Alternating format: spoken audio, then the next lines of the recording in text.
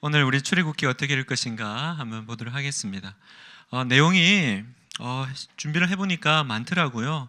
그래서 여러분은 항상 그렇지만 2시간 내게 끝나게 해달라고 마음속으로 계속 기도하시고 우리 바로 한번 들어가 보도록 하겠습니다.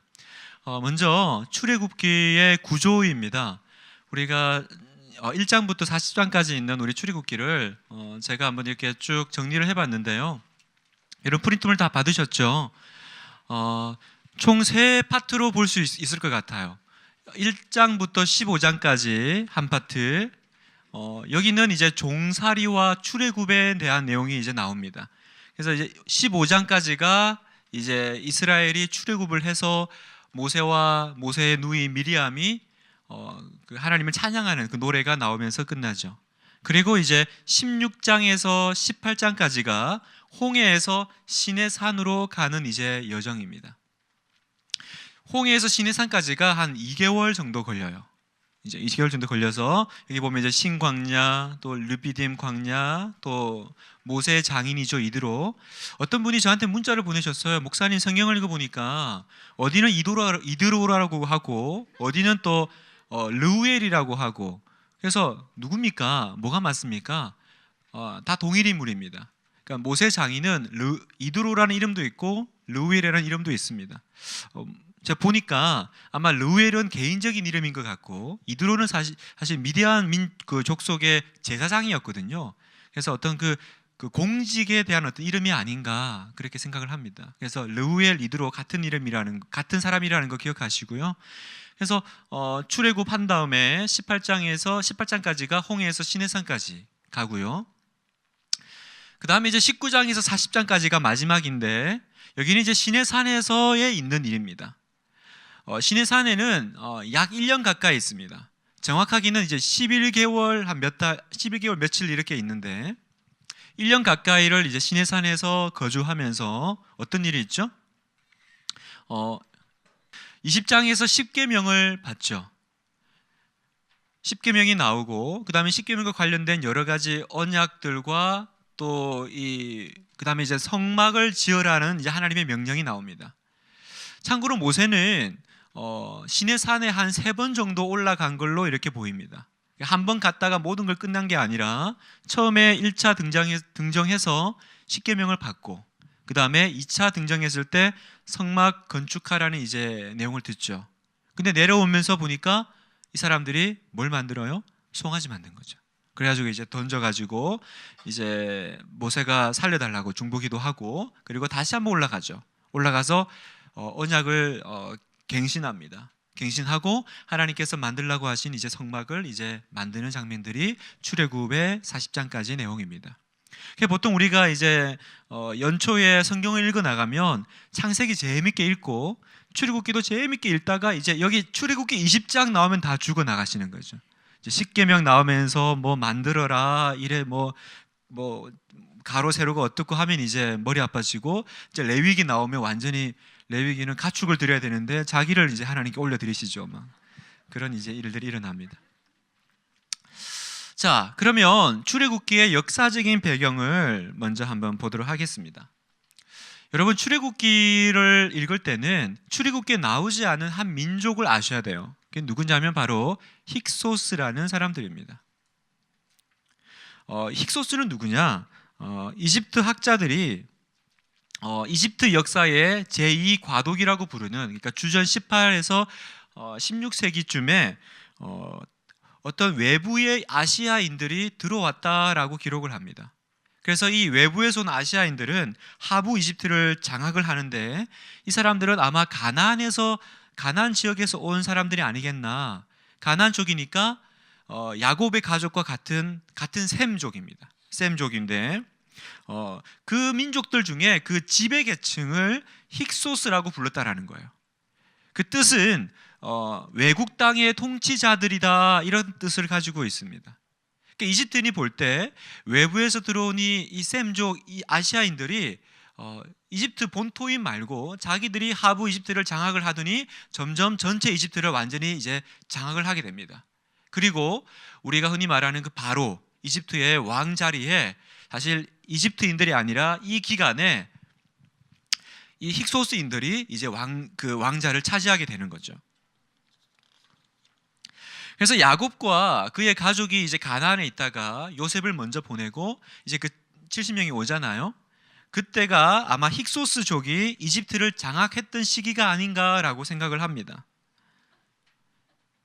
그래서 어떻게 그 요셉이라는 한 외국인이 이집트라는 그 당시에 초강대국이잖아요. 초강대국의 총리로 이렇게 뭐 아무리 하나님의 이제 역사 가운데 섭리 가운데 올라갔지만 어떻게 그래도 총리가 될 수 있었나?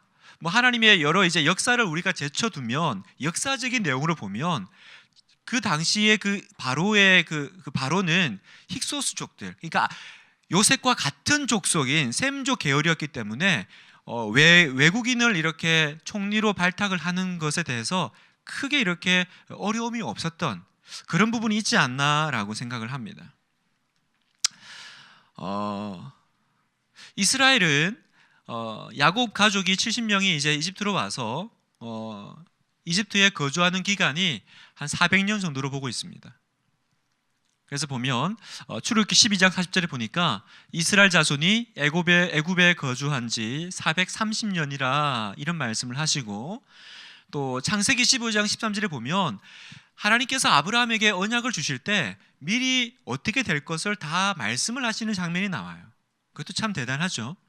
네가 이제 큰 민족을 이룰 건데 그 전에 네 자손이 이방에서 계기되어, 이 이방은 이제 이집트를 말하는 거죠. 애굽입니다. 하나님이 말씀하신 거예요. 아브라함에게 그들을 섬기겠고 그들은 400년 동안 네 자손을 괴롭히리니.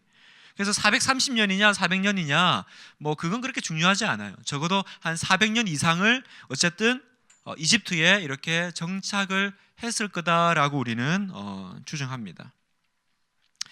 그래서 힉소스 그 족들이 당시에 이제 그 요셉을 이제 총리로 발탁을 하고 이렇게 그 다음에 400년의 시간이 흐르면서 다시 어떤 또 그 이집트의 변화가 있느냐, 그 이집트 본토인들이 이 힉소스인들을 다시 몰아냅니다. 그래서 이들은 다시 자기들이 나왔던 가나안 쪽으로 쫓겨나고요, 다시 이집트인이 그 왕자를 바로의 그 자리를 차지하게 되죠. 그래서 여러분 출애굽기 1장 10절에 보면 바로가 이스라엘 사람들이 많아지니까 이렇게 얘기하죠. 두렵건대 그들이, 여기는 이제 이스라엘입니다, 그들이 더 많게 되면 전쟁이 일어날 때에 우리 대적과 합하여 우리와 싸우고 이 땅에서 나갈까 하노라. 자, 여기서 우리 대적이 누구냐? 지금 바로 이집트 왕이 지금 이스라엘 사람들이 많아지니까 얘들 이러다가 어디 외부 세력하고 결탁해가지고 우리를 침공하는 거 아니냐 했을 때 이 대적을 뭐 여러 이제 학자들은 대상들을 보는데, 만약에 이 힉소스인들을 생각을 한다면 자기들은 한번 경험이 있잖아요. 한번 빼앗겨봤던. 그들을 쫓아내긴 했지만 그 위험은 언제든지 있는 거예요. 그리고 이스라엘 사람들은 또 이 안에서 또 그 하부 계층을 또 이루고 있으니까 아마 이 대적은 자기들이 쫓아냈던 그들이 아니겠나, 힉소스인들이 아니겠나, 그렇게 생각합니다. 그래서 이제 바로 왕이 이제 바로가 히브리 유대인들을 이제 억압하기 시작하죠. 그래서 그 바로가 유대인들을 억압하는 이 배경의 역사적인 부분들은 이런 어떤 흐름들이 있다라는 거예요. 자, 그러면 이게 이제 요셉이 죽고 나서 400년의 시간이 흐르고, 그리고 요셉을 모르는 한 새 왕이 나타났다라고 합니다. 그러면 이 역사적으로 이 새 왕이 누구냐? 새 왕은 아마 이집트 본토인이겠죠.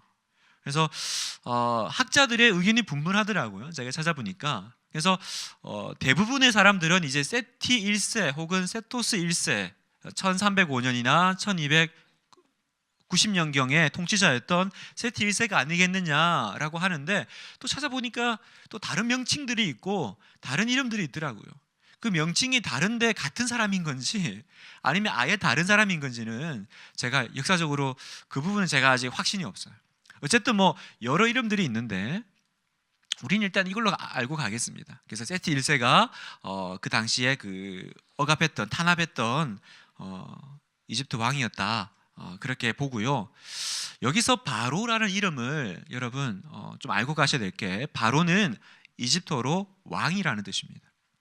그래서 우리는 이집트의 바로라고 말하는 게 맞아요. 우리 보통 바로 왕이라 그러잖아요. 바로 왕이. 근데 바로 왕을 해석을 하면 왕왕이 되는 거니까 이집트의 바로가 이렇게 했다라고 하는 게 좀 학식 있는 성도로서 이렇게 할 수 있는 얘기겠죠. 네. 어쨌든 70명으로 내려간 이스라엘은 이제 하나님의 은혜로 점점 이제 이집트에서 그 인원수가 이제 늘어납니다.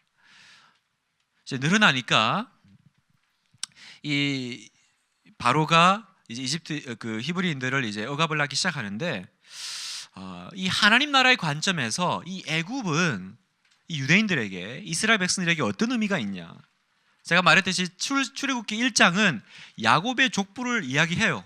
그죠? 야곱의 그 가족들이 누구였는지를 출애굽기 1장에 막 이야기하면서 그들이 70명이었다 그럽니다. 그런데 나중에 이제 뭐 몇십만 명으로 몇백만 명으로 이제 계속 이제 불어나죠.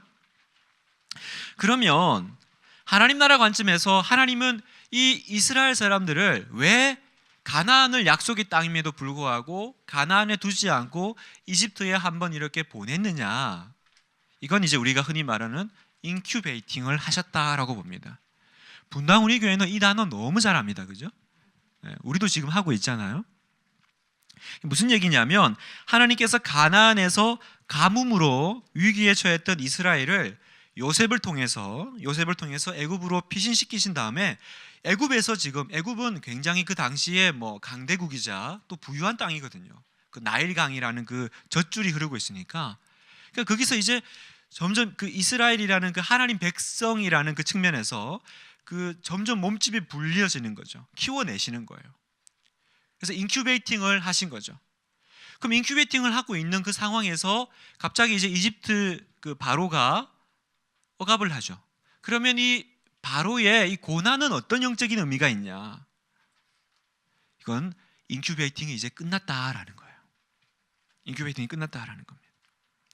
다른 말로 하면 애굽은 너희들의 정착지가 아니다. 이제는 떠날 때가 되었다. 어디로요? 약속의 땅 가나안으로 가야 된다라는 거예요. 그런데 생각을 해보세요, 여러분. 저를 봐보세요. 이스라엘 백성들이 가고 싶겠어요? 그 좋은 땅 가나안 가면 어떤 땅입니까? 가나안은 젖과 꿀이 흐르는 땅이라고 하지만 사실은 가나안은 그 성경에 보면 하늘에서 비가 내려야만 살 수 있는 땅이에요. 그런데 여기는 지금 옆에 그 강물이 흐르고 있잖아요. 가고 싶겠어요? 그리고 400년을 살았습니다. 한 민족이 다른 지역에서 400년을 살았으면 또 뭐 우리가 뭐 예나 지금이나 유대인들의 그 생활력은 대단하니까 얼마나 잘 살았겠어요? 안 가는 거예요. 하나님이 인큐베이팅 끝났다. 가라. 그런다고 해서 그 유대인들이 갈 민족들이 아닌 거예요. 그러니까 바로의 그 이스라엘 사람들을 향한 그 억압은 뭐예요? 지금 그냥 말로 해서는 안 가니까 하나님께서 하신 일종의 배려라는 거예요. 이스라엘 사람들 입장에서는 이게 웬 고난이냐? 우리 잘 살았는데 왜 갑자기 요셉을 모르는 저 왕이 나타나서 나를 이렇게 괴롭히지? 그렇게 표면적으로 보였지만 영적으로는 뭐예요? 너 언제까지 여기 있을래? 그냥 말하면 안 떠나는구나. 그럼 어떻게 해요? 고난이 와야죠. 여러분, 우리 인생에 고난이 올 때가 있습니다. 여러분, 고난이 올 때 그 고난이 왜 왔을까 한번 물어보세요. 혹시 하나님의 사인은 아니에요? 이 땅은 더 이상 네가 있을 땅이 아니다라는, 이 땅은 더 이상 너에게 안전한 땅이 아니다라는 그 사인이 아닐까? 우리는 하나님께서 명령을 하시면 우리는 항상 옵션이 있어요. 어떤 옵션이죠? 떠나도 좋고 안 떠나도 좋고, 안 떠나도 좋지만 떠나면 더 좋고, 순종하면 좋고 순종 안 해도 좋지만 뭐 기왕이면 순종하는 게 더 좋겠지. 그러나 하나님께서 우리에게 말씀하실 때는요, 좋고 나쁘고의 문제가 아니에요. 떠나면 살고 안 떠나면 죽는다라는 거예요. 아브라함이 가나안을 향해서 떠날 때 그 아버지 살던 그 집을 떠날 때 너는 내 족속 아비시 뭐 집을 떠나 내가 너에게 보여줄 땅으로 가라 그랬을 때 그건 떠나도 좋고 안 떠나도 좋고가 아니에요. 그 땅은 너에게 더 이상 안전한 땅이 아니다라는 겁니다. 우리는 이걸 모르죠. 그래서 항상 떠나온 땅을 그리워해요. 이스라엘 사람들이 떠나고 나서도 애굽 땅을 그리워해요. 돌아가자. 거기서 우리 고기랑 마늘 먹었잖아. 근데 그건 우리 생각이고요. 그 땅은 더 이상 유대인들에게 안전한 땅이 아닌 겁니다. 아마 어쩌면 그 인큐베이팅은 바로가 그 고난을 주기 그 이전에 끝났을지도 몰라요. 어떤 면에서는. 그런데 인큐베이팅이 끝났으면 그 요셉이 죽으면서 유언까지 했잖아요. 하나님께서 너희를 이 땅에서 다시 가나안으로 돌려보낼 거다. 그러면 이제 우리 어느 정도 됐지 않아? 가자 이래야 되는데 너무 살기가 좋은 거예요. 이집트가. 그러니까 언제 떠나요? 맞고 떠나는 거죠. 맞고. 하나님께서 여러분에게 떠나라 하는 그 신호가 어떤 식으로 올지는 모르겠습니다만 때로는 고난의 모양으로도 올 수 있습니다. 그러면 여러분이 너무 힘드세요 지금?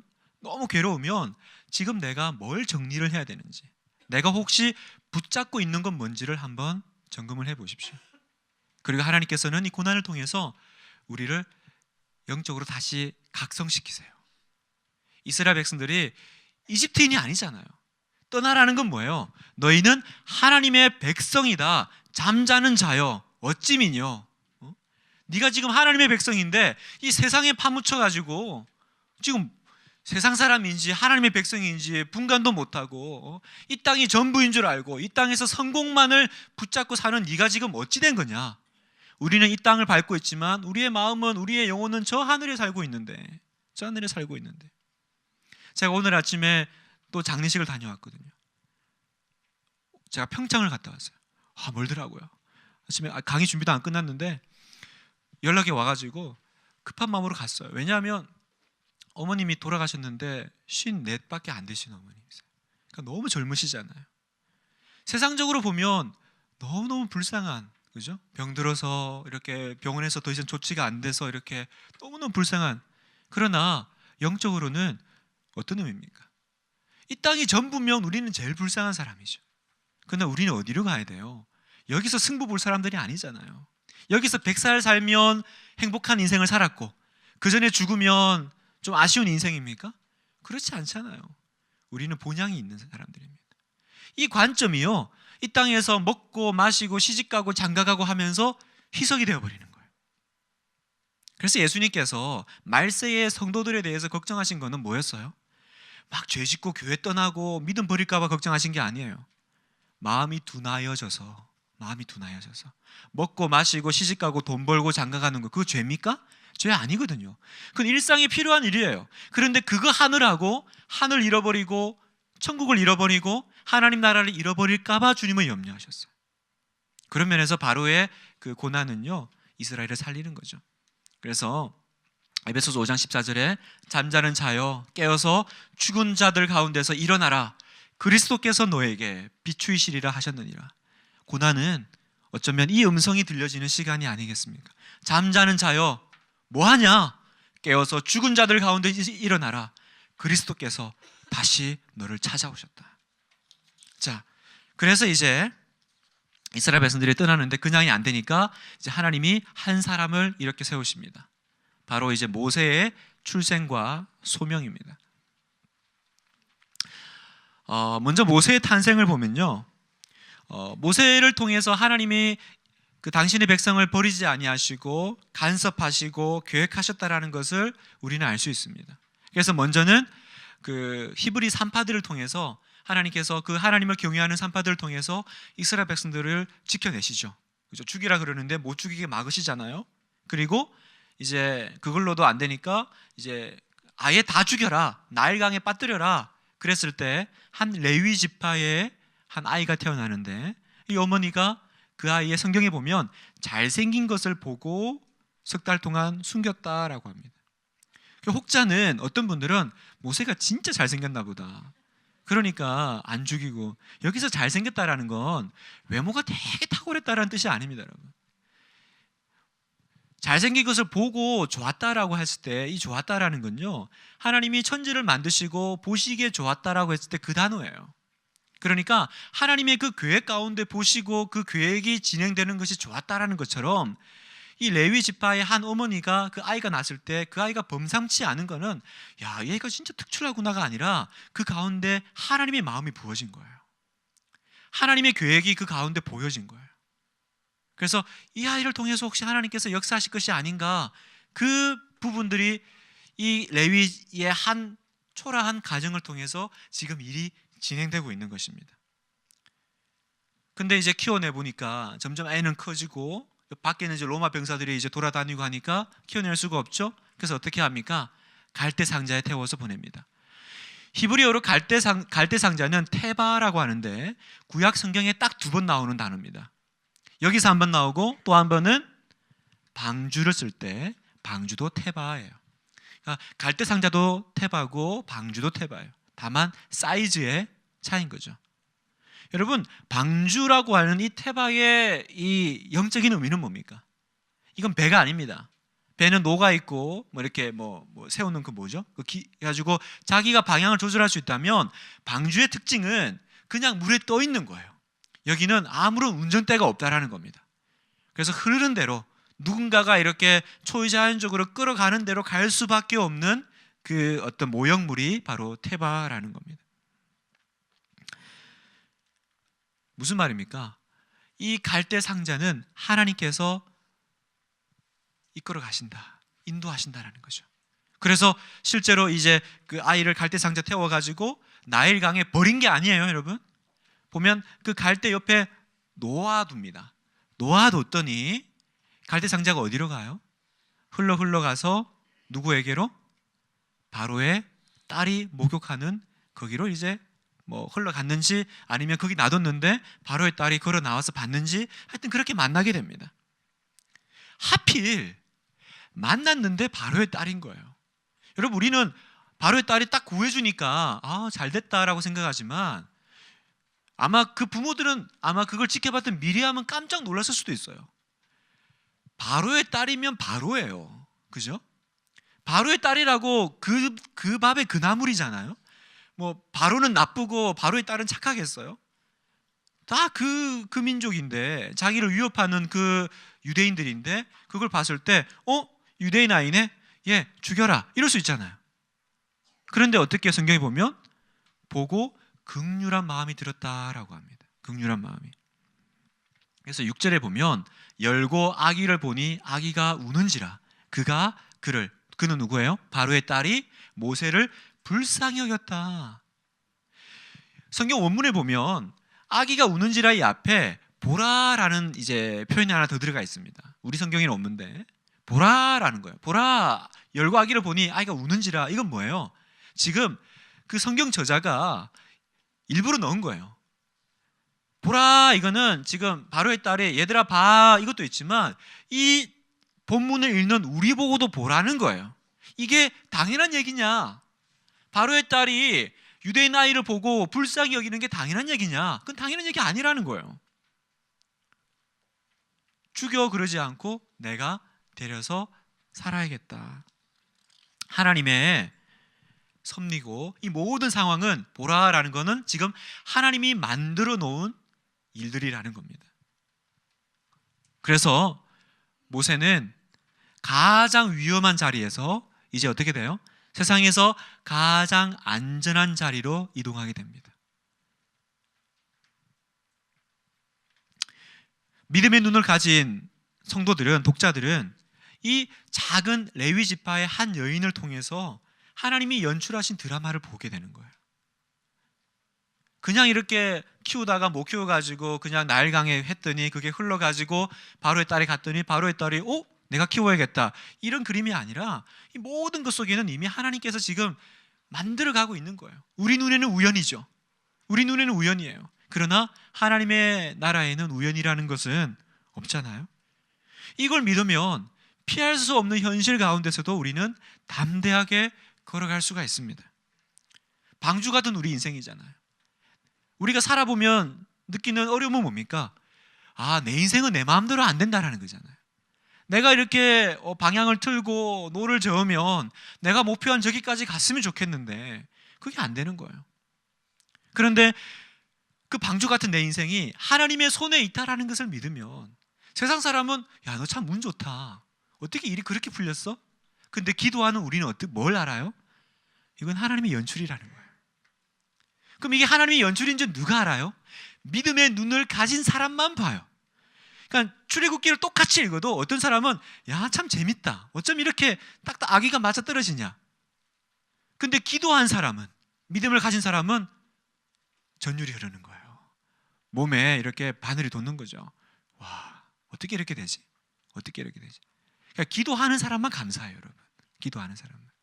기도 안 하면 하나님이 기적을 주셔도 우리는 아무것도 모르고 그냥 갑니다. 나를 책임져 주시는 하나님, 알아서 해주세요. 그렇게 한번 맡겨보고 우리가 이 피할 수 없는 상황 가운데 할 수 있는 건 뭐예요? 나는 키울 때까지 키우다가 그 다음에 그 갈대 상자 담아가지고 내는 거예요. 이거는 그 엄마의 최선이에요. 근데 만약에 하나님의 그 연출과 하나님의 섭리를 믿지 않으면 갈대 상자 만들 필요 없잖아요. 뭐하러 만들어요? 어차피 할 까지 다 했는데 이제 안 되겠다. 여기까지인가 보다. 넌 인생이 뭐 여기까지 살 수밖에 없나 봐. 안녕 모세야. 이럴 수 있잖아요. 근데 갈대 상자를 만들었다는 건 뭐예요? 나는 내가 있는 자리에서 최선을 다하고 나의 노력이 끝난 자리에서 우리 아버지께서 일하실 거야. 일하실 거야. 이 부분 가지고 제가 사실 드릴 얘기가 진짜 많거든요. 근데 이미 지금 30분이 지났어요. 망할 조짐이 보입니다, 지금. 이제 모세 탄생했는데 30분이 지나서 저도 지금 마음속으로 엄청 놀라고 있습니다. 주여 은혜를 주시기를. 그래서 다음에 큐티 학교에서 하도록 하겠습니다. 이제 모세가 이제 이집트 그 바로의 이제 궁에서 자라는데 여기는 이제 그 모세의 타이밍과 하나님의 타이밍이 이제 부딪히는 장면이 있습니다. 모세가 이제 나이 40이 되죠. 40이 되어서 건장한 이집트의 왕자가 됩니다. 그래서 어떻게 해요? 이집트의 40세의 그 건장한 모세가 한번 자기 민족을 내가 한번 구원해 봐야겠다라고 해서 사건을 벌이죠. 그런데 오히려 그 사건은 모세는 마음속으로 짐짓 그렇게 생각했을 거예요. 내가 이렇게 해놓으면 이스라엘 사람들이 벌떼같이 일어나고 하나님도 나를 도와가지고 뭔가 이렇게 일을 진행하지 않을까? 근데 하나님은 아무 얘기도 없으세요. 아무것도 도와주지 않으세요. 그러니까 모세가 오히려 그 일로 도망가죠. 한 번의 그 시도가 이집트의 왕자였던 그를 살인자로 전락시켰고 이제 미디안 광야에서 40년 목자로 초라하게 인생을 끝마치는 그 사람으로 살아가게 합니다. 참 이해가 안 되잖아요. 왜 하나님은 그때 안 도와주셨죠? 어차피 구원하실 거잖아요. 근데 왜 하나님은 모세가 하나님 뭐 나름 뭐 찾고 기도하지 않았겠어요? 하나님 제가 한번 해보겠습니다. 도와주세요. 그런데 하나님은 묵묵부담이셨거든요. 왜 그러셨을까? 그건 모세의 타이밍이었다라는 거예요. 모세는요 모든 것을 다 갖추었어요. 그러나 하나님 입장에서는 아무것도 갖춘 것이 없습니다. 이게 여러분 우리와 하나님의 차이점인 것 같아요. 내 생각에는 난 모든 걸 다 갖췄어요. 그런데 이상하게 안 돼요. 그럴 때 있잖아요. 아니 이렇게 다 했으면 이제 하나님 쪽에서 뭔가가 와야 되는데 안 되는 거예요. 그때 뭘 기억해야 돼요? 혹시 이거는 내 자격 아닌가? 하나님 보시기에 내가 아직도 자격이 없는 건 아닌가? 그래서 하나님의 그 타이밍이 도래하고 있지는 않은 건 아닌가? 그럼 이유가 무엇입니까? 아직 모세는 하나님을 온전하게 알지 못한 상태이기 때문에 그런 겁니다. 모세는 언제 하나님을 만납니까? 40년 지나고 떨기나무에 나타나신 하나님을 비로소 만납니다. 그 전까지 모세가 알았던 하나님에 대한 인식은요, 그냥 뭐 그런 분이 계신데 우리 유대 민족의 한 신인데 우리 신이 이집트 신보다 좀 강하니까 도와주지 않겠나? 뭐 그 정도 아니었겠어요? 부모님으로부터 뭐 히브리인이다라는 거 또 유대인이 하나님에 대한 얘기를 들었는데 그 하나님은 어떤 하나님이셨어요? 유대인들이 항상 얘기하는 거 아브라함의 하나님, 이삭의 하나님, 야곱의 하나님. 그 얘기는 뭔 얘기입니까? 우리 입장에서는 아브라함과 이삭과 야곱의 하나님은 살아계신 하나님이란 뜻이에요. 그러나 유대인들의 입장에서는 우리 민족의 하나님이에요. 우리 민족의 하나님이에요. 모세에게는 유대 민족의 하나님이셨어요. 하나님은 그 모세를 사용하실 수가 없습니다. 그래서 떨기나무 가운데서 만나시잖아요. 여러분 그 떨기나무에서 만나는 것도 참 놀랍지 않나요? 왜 하필 하나님의 그 현현이 떨기나무 불타는데 타 없어지지 않는 떨기나무일까? 뭐 여러 방면이 있지 않겠습니까? 갑자기 가는데 하늘에서 번개가 뻥 치더니 이렇게 나타날 수도 있고, 갑자기 지진이 일어나서 땅이 갈라지더니 거기서 불이 나오면서 하나님 나타날 수도 있고. 왜 하필 그 사막에서 어디 가나 볼 수 있는 떨기나무, 초라하고 약하고 아무짝에도 쓸모없는 그 떨기나무인데 불이 붙어. 근데 다 없어지지 않아. 꼭 모세 인생 같잖아요. 불만 안 붙었으면 떨기나무나 모세나 똑같잖아요. 그 누구도 눈여겨보지 않는 인생, 어디도 쓸모없는 인생. 그러나 하나님이 임재하시니까 타오르지만 타 없어지지 않는 나무. 제가 알기로 영국인가 스코틀랜드인데 어디 교단은요, 그래서 그 교단의 그 캐치프레이즈가 이거를 알고 있습니다. 불타오르지만 타 없어지지 않는 나무. 제가 그걸 찾아봤는데 제가 잘 모르는지 명확하게 그걸 모르겠어요, 문장을. 하여튼 그걸 이렇게 그 교단의 캐치프레이즈를 가지고 가는 그 어디 저기 영국 쪽에, 유럽 쪽에 있대요. 거기서 이제 모세는 하나님을 비로소 만나죠. 그래서 하나님의 타이밍이 이제 도래합니다. 24절, 하나님이 그들의 고통 소리를 들으시고 하나님이 아브라함과 이삭과 야곱에게 세운 그의 언약을 기억하사 하나님이 이스라엘 자손을 돌보셨고 하나님이 그들을 기억하셨더라. 하나님 들으셨다라는 겁니다. 여기서 여러분 우리가 오해하지 말아야 될 게, 그러면 그전에는 하나님이 관심이 없으셨구나, 모르셨구나, 그래서 이제 듣고 되게 시끄럽네, 한번 나를 가서 도와줄까, 그렇게 생각하실 부분이 아닙니다. 여기서 하나님이 들으셨다, 기억하셨다, 이 말은 뭐예요? 이제 하나님이 액션을 취하겠다라는 거예요. 알고 계셨는데 하나님이 기다리고 계시다가 이 말씀은 내가 이제 내 타임이 도래했다라는 거예요. 하나님의 타이밍이에요. 그래서 모세에게 오신 거예요. 모세를 부르죠. 하나님이 일하시려고. 그런데 일이 발생합니다. 어떤 일이 발생해요? 모세가 안 가겠다라는 거죠. 모세가 거절합니다. 성경에 보면 모세가 한 6번 거절합니다. 뭐 어떤 좀 정리를 하면 5번, 제가 보기에는 5번으로 보이는데 좀 문장을 조금 더 이렇게 구분을 하면 6번까지도 이제 나눌 수 있습니다. 하나님이, 자 모세야, 내가 이제 내 타임이 이제 왔으니까, 나의 시간이 왔으니까 우리 일하자 그랬더니 모세가 no 그래요. 모세 입장에서는 그렇잖아요. 아니 내가 옛날에 40세 때 팔팔할 때 도와달라고 할 때 내가 일할 때는 가만히 계시다가 이제 와가지고 자기가 하니까 와가지고 일하자 그러면 돼요? 자기는 지금 모세는 80세예요 80세. 그리고 이미 40년을 그냥 목자로 살았습니다. 그런데 이제 와서 어떻게? 모세의 거절의 내용을 한번 볼까요? 첫 번째, 모세가 3장 11절에 내가 누구이기에 이렇게 거절합니다. 무슨 말입니까? 난 너무 비천하고 나는 이 일이 맞지 않는 사람이라는 거예요. 이게 모세의 자기 정체성입니다. 나는 살인자요, 나는 지금 80세 늙은 목자요, 이게 난데, 이게 나다. 이런 나를 하나님 쓰신다고요? 어떻게 되신 거 아니세요 하나님? 내가 누구이기에는 이 말 뒤에는 그게 다 들어가 있는 거예요. 하나님 어떻게 되신 거 아니에요? 지금 내가 누군지 모르세요? 근데 하나님이 또 권면하시니까 두 번째 모세가 13절에 내가 무엇이라고 그들에게 말하리이까 이렇게 거절합니다. 이게 뭡니까? 나는 당신을 몰라요 이런 뜻이에요. 아니 내가 당신을 모르는데 당신이 뭐라고 말할 건지 내가 어떻게 알고 가서 이야기를 하겠어요? 그 사람들이 누가 널 보냈냐라고 했을 때 내가 당신을 알아야 누가 보냈다라고 말할 건데 난 당신을 모릅니다. 보내신 분에 대한 불확실성, 아직 난 하나님 모릅니다. 그러니까 모세의 타임은 실패했던 거예요. 하나님은 몰랐던 거죠. 세 번째, 4장 1절에 보면 내 말을 듣지 않고 이르기를 여호와께서 네게 나타나지 아니하셨다 하리이다.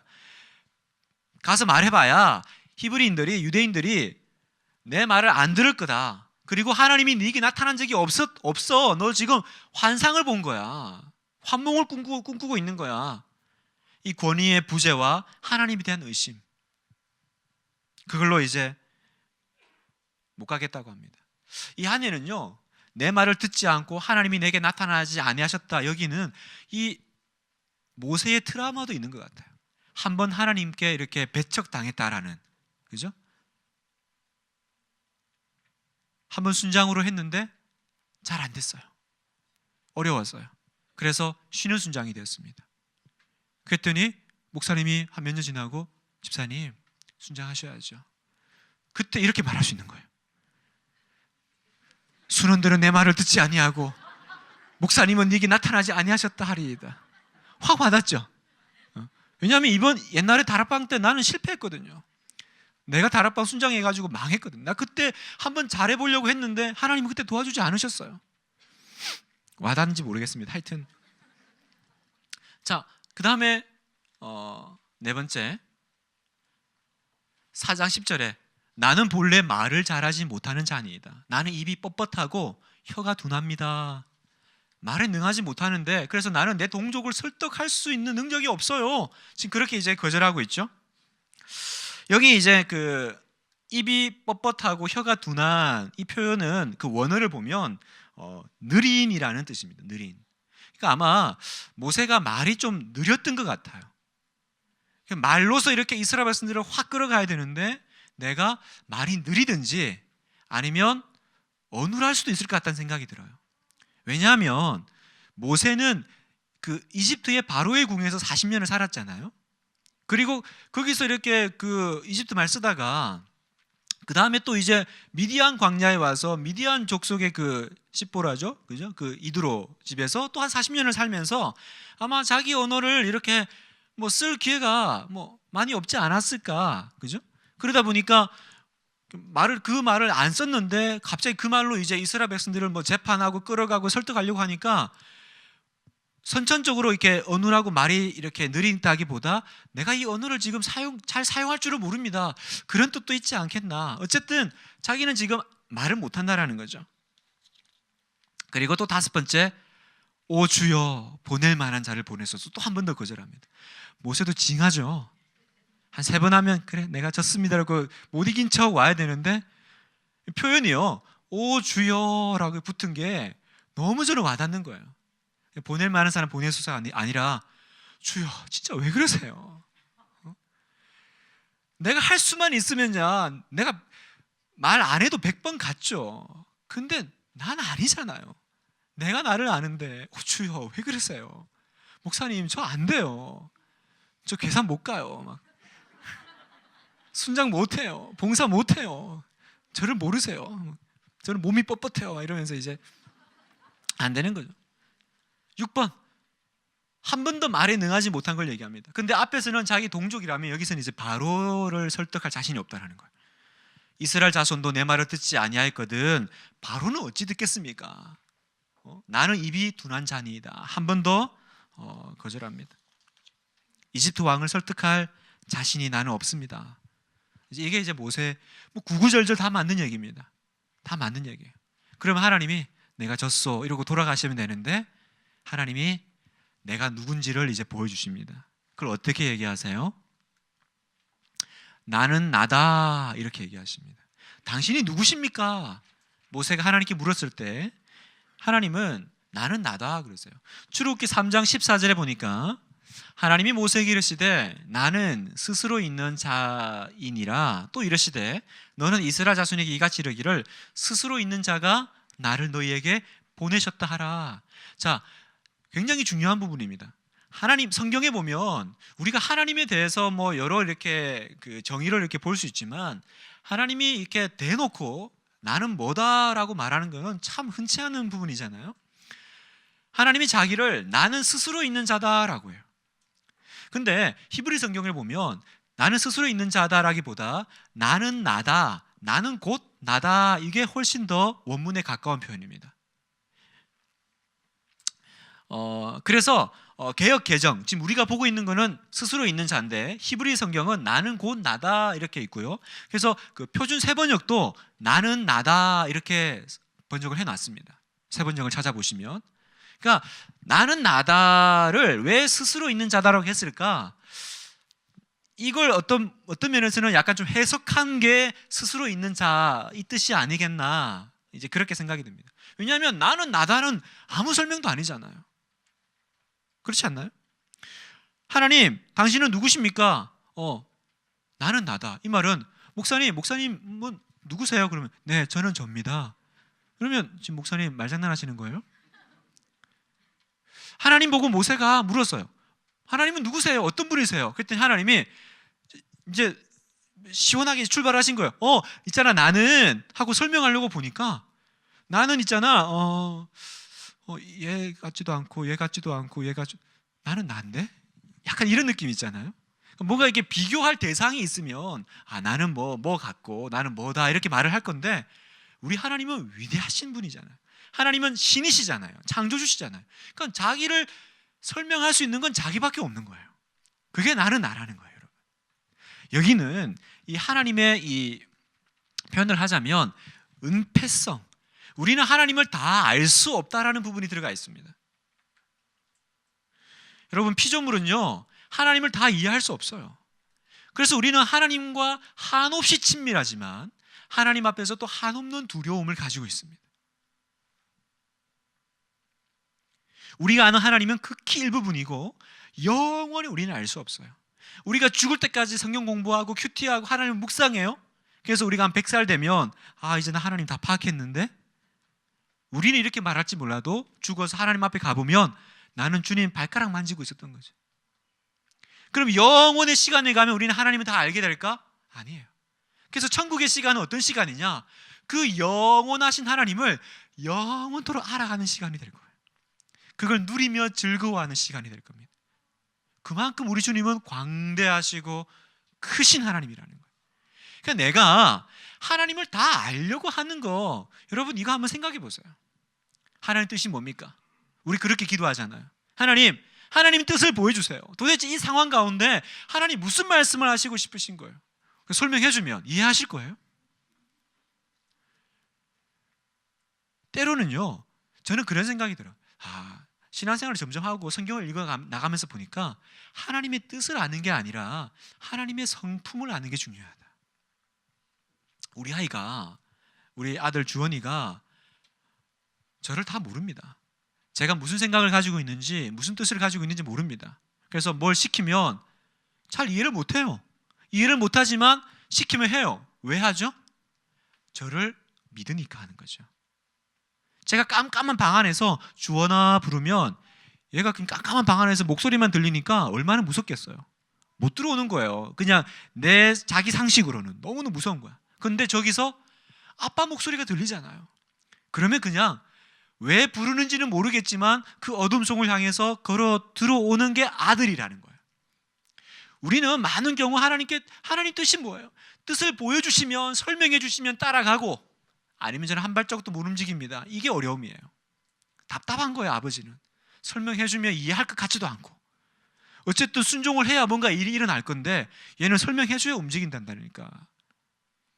여러분, 하나님의 은폐성을 여러분이 인정하셔야 돼요. 우리가 다 이해 못합니다. 성경을 읽으면서 하나님이 어떻게 하실 거 다 이해 못합니다. 그래서 이해가 안 되니까 그 성경학자들이 어떻게 해서 성경을 읽다가 자기가 이해 안 되는 거 다 잘랐잖아요. 자유주신학자들이. 그래서 성경에 기적 나오는 거 다 빼고, 이건 이해 안 되는 건데 빼고, 이런 일이 있을 수 없어 빼고 하다 보니까 너덜너덜해진 성경. 어떤 분들은 제가 전에도 얘기했지만 예수님 말씀하신 건 참 좋은데 뭐 무리를 걷고 오병 이어가지고 물고기 2마리 떡 5개 가지고 5,000명 먹이고, 나 진짜 그것만 없으면 예수님 잘 믿겠는데 그것 때문에 못 믿겠다라는 거예요. 저는 그것 때문에 예수님 믿거든요. 그러면 예수님이 막 풍랑 가운데 물에 빠져가는데 예수님도 저기 막 빠져 죽어 가시면 나도 살려줘 이러고 있으면, 그러면 인간적이다 그러시는 거예요? 물고기 2마리 떡 5개 가져와서 예수님 이거밖에 없는데 우리 어떡해요? 그러면 뭐 어떡해, 5명 먹어야지. 우리 예수님 짱 이러실 거예요? 나의 상식과 나의 지식으로는 알 수 없는 부분이 있어야 그분이 하나님이죠. 여러분이 하나님이 딱 하시는 거 보고 하나님 이렇게 해가지고 이렇게 해서 이렇게 하려고 그러는 거죠. 그럼 여러분이 하나님이지 어떻게 하나님이 하나님이세요? 이해가 안 돼야 되는 거 아니에요? 도대체 왜? 그래서 여러분, 어떻게 하나님이 그러실 수 있나? 우리 이런 질문하잖아요. 어떻게 하나님이 그러실 수 있나? 근데 여러분 그거 아세요? 이런 질문을 많이 던지는 사람이 사실은 영성이 깊은 사람이에요. 이런 질문이 없는 사람은 아직 어린 사람이에요. 궁금한 게 없어요. 그냥 시키는 대로 다 해요. 근데 이제 이제 깊어지고 성장하면 묻죠. 하나님 왜 그러세요? 그럼 이해가 안 되거든요. 그 크신 하나님을 내 속에 담을 수가 없거든요. 그럼 어떻게 돼요? 담을 수가 없으니까 내 그릇이 깨지는 거예요. 내 그릇이 깨질 때 내가 넓어지는 거예요. 그죠? 내가 커가는 겁니다. 그러니까 오늘도 이 씨름하고 계신 분이 있죠. 하나님 왜? 제가 오늘 강의 오기 전에도 어떤 우리 이정교구 우리 권사님이 전화 주셨어요. 너무너무 힘들어가지고 지금 4년째죠. 해결이 안 돼요. 우리의 기도는 왜? 하나님 왜 그러시니까? 왜 이렇게 기도했는데 응답이 안 될까? 모르겠어요. 1년 뒤에는 해결될까? 어떻게 하나님이 그러실 수 있나? 근데 이 부분이 있어야 된다는 거예요. 그래서 우리는 아침마다 새롭고 늘 새로우니 누가요? 우리 하나님이. 자, 그러면 또 다른 이것만 있는 것이 아니라 또 다른 면에서는 우리 하나님은요 역동성이 있으신 하나님. 나는 스스로 있는 자다, 나는 나다라고 했을 때 이거는 명사가 아니라 동사로 하나님은 자기를 증명하십니다. I am who I am. 이건 뭐냐면 하나님은 한 곳에 머물러 계신 하나님이 아니라 역동적으로 움직이시고 자기 백성들과 함께 끊임없이 지속적으로 역사를 만들어 나가시는 분이다라는 거예요. 하나님은 동사형이세요. 하나님은 명사형이 아니세요.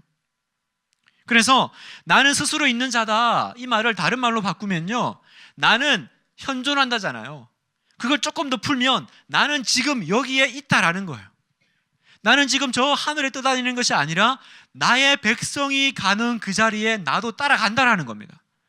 네가 고난의 자리에 있냐? 나는 멀리서 바라보는 하나님이 아니라 나는 거기에 있어. 그 아우슈비츠 그 유대인들 그 죽을 때 그 고문실에 그 유대인들이 그 가스실에서 죽어가면서 남긴 글 여러분 보신 적 있잖아요. 하나님은 여기에도 계십니다. 이해할 수 없죠. 그건 하나님의 은폐성이에요. 다 이해할 수 없어요. 왜 내가 가스실에 죽어야 되는지.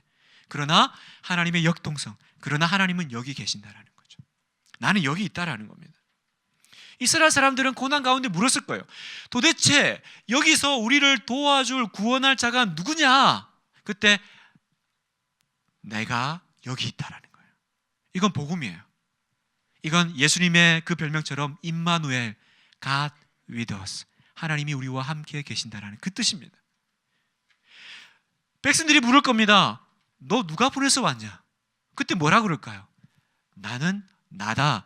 이런 사람이 이런 분이 보내서 왔다. 그렇게 말해라. 그 말은 뭐예요? 너희가 어느 곳에 있든지 어느 환경에 있더라도 내가 너와 함께 있다. 그리고 나는 너희를 능히 구원할 수 있는 이 세상과 그 무엇과도 비교할 수 없고 표현할 수 없고 설명할 수 없는 하나님이다. 이건 복음이에요. 하나님이 스스로 있는 자가 보내서 왔습니다. 스스로 있는 자가 보내서 왔구나. 그게 아니라 그 얘기를 들을 때 이스라엘 백성들은 고개를 숙이고 경배를 올리는 거예요. 하나님이 우리를 굽어 살피시고 하나님이 이 자리에 계시고 그분은 우리를 구원하실 분이시구나. 고난당하고 있는 이스라엘에게 하나님의 이름은 곧 복음이에요. 여러분, 고난당하고 있는 우리에게 하나님의 이름이 복음입니다. 하늘에 계신 우리 아버지요, 그렇죠? 복음이에요. 하늘에 계신 그 아버지는 하늘에만 계신 게 아니라 뜻이 하늘에서 이루어진 것 같이 여기서도 하나님은 역동적으로 다이나믹하게 역사하실 하나님. 힘드세요? 주기도문 기도해 보세요. 이미 첫 구절에서 여러분 가슴이 터질 겁니다. 하늘에 계신 그분은 누구예요? 정체를 알 수 없는, 뭔지 모르겠지만 하여튼 신이시여가 아니라 우리 아버지요. 하늘에 계신 우리 아버지요. 자, 우짜지? 우리 10가지 재앙을 잠깐만 얘기하고 조금 쉬겠습니다. 지금 한 2, 3분 남았으니까. 2, 3분 남았다라는 건 끝난다는 게 아니고요, 잠깐 쉰다라는 거예요. 오늘 처음 오신 분은 굉장히 당혹스러우실 거예요. 이렇게 길게, 우린 더 길게도 합니다. 그죠? 이렇게 반응이 좀 그러시네요. 자, 열재앙 보겠습니다. 네, 열재앙은 이제 도표를 정리하면 이렇습니다. 피로 나일강이 변해서 마지막 이제 장자가 죽죠. 그죠? 이제 이러다 죽는데, 이 열재앙을요 바라보는 두 시선이 있습니다. 먼저 이걸 자연적으로 뭐라 그럴까요? 과학적으로 다 해설하는 시각이 있어요. 이게 기적이긴 하지만 그게 다 설명이 가능하다라는 거예요. 요즘 이런 영화 많이 나오잖아요. 성경에 나와 있는 이적들을 과학적으로 이렇게 그럴듯하게 타당성을 가지고 이렇게 풀어내는 그런 시선이 있고, 또 하나는 신들의 전쟁이라는 관점으로 이 재앙을 보는 학자들이 있습니다. 신들의 전쟁. 그러니까 뭔 신이에요? 지금 여기 보면 저도 연관신이라고 넣어놨잖아요. 강, 개구리, 이, 파리, 악질, 독종, 이거는 다 이집트에서 그 이집트인들이 섬기는 그 연관된 신들이 있거든요. 그래서 뭐 그 이집트 이름도 있더라고요. 뭐 근데 제가 그건 뭐 여러분 뭐 중요한 거 아니니까 하여튼 이 뜻만 제가 가져왔어요. 이런 걸 찾아보면요, 이렇게 연결하기도 하고 조금 다르게 연결하기도 합니다. 그래서 그 총신대 그 박철현 교수님은 이렇게 재앙을 이집트의 그 신과 무조건적으로 연결시키는 것은 조금 억지스러운 면이 있다, 이렇게 그 교수님은 얘기하세요. 성경에도 실제로 보면 이 모든 게 지금 이집트의 신을 다 지금 처벌하는 게 아니라 마지막에 그 열재앙할 때 그때 이제 내가 이집트의 그 애굽의 신을 내가 이렇게 심판한다, 그렇게 말씀하시거든요. 이제 그런 면에서 뭐 연결할 수도 있고 또 안 할 수도 있는 그런 부분이 있어요. 근데 제가 이제 찾아보니까 이걸 어떻게 과학적으로 설명을 하지? 이게 정말 초자연적인 이적이잖아요. 근데 이걸 어떻게 과학적으로 설명하지? 어떻게 설명하냐면요, 이런 거예요. 그 나일 강이 이제 홍수가 나면 범람을 하잖아요. 범람을 하면 그 아비시니아 고원이라는 데가 있답니다. 아비시니아 고원은요, 그 붉고 밝은 빛의 토양이래요. 그리고 거기는 또 이렇게 약간 이렇게 편모충 같은 이런 어떤 그 미생물 세충이 있대요. 그러면 이제 그 홍수가 져서 이렇게 범람을 하면서 그게 이제 나일 강으로 쓸려 들어간 거예요. 편모충이랑 그 붉고 그 밝은 빛의 그 토양이 쓸려 들어가니까 그 나일 강이 이제 생태계가 이제 혼란스러워진 거예요. 교란된 거예요. 그래서 이제 나일 강이 핏빛으로 바뀐 거예요. 피가 된 게 아니라 붉게 바뀐 거죠. 그 붉은색이 들어갔으니까. 그게 상태가 심해지니까 물고기가 다 죽었어요. 물고기가 다 죽고 살 수 없게 되니까 거기 살고 있던 개구리가 못 살아서 이제 올라오는 거죠. 다 육지로. 그게 이제 두 번째 재앙이에요. 이해되시죠? 올라왔더니 그 다음에 보면요, 재밌어요. 이 개구리가 올라왔는데 이제 들어가지도 못하고 올라가지도 못하는 상태니까 얘가 이제 병원균에 걸렸어요. 그래서 바칠루스 안트라치키스라는 병원균에 감염돼서 죽어요.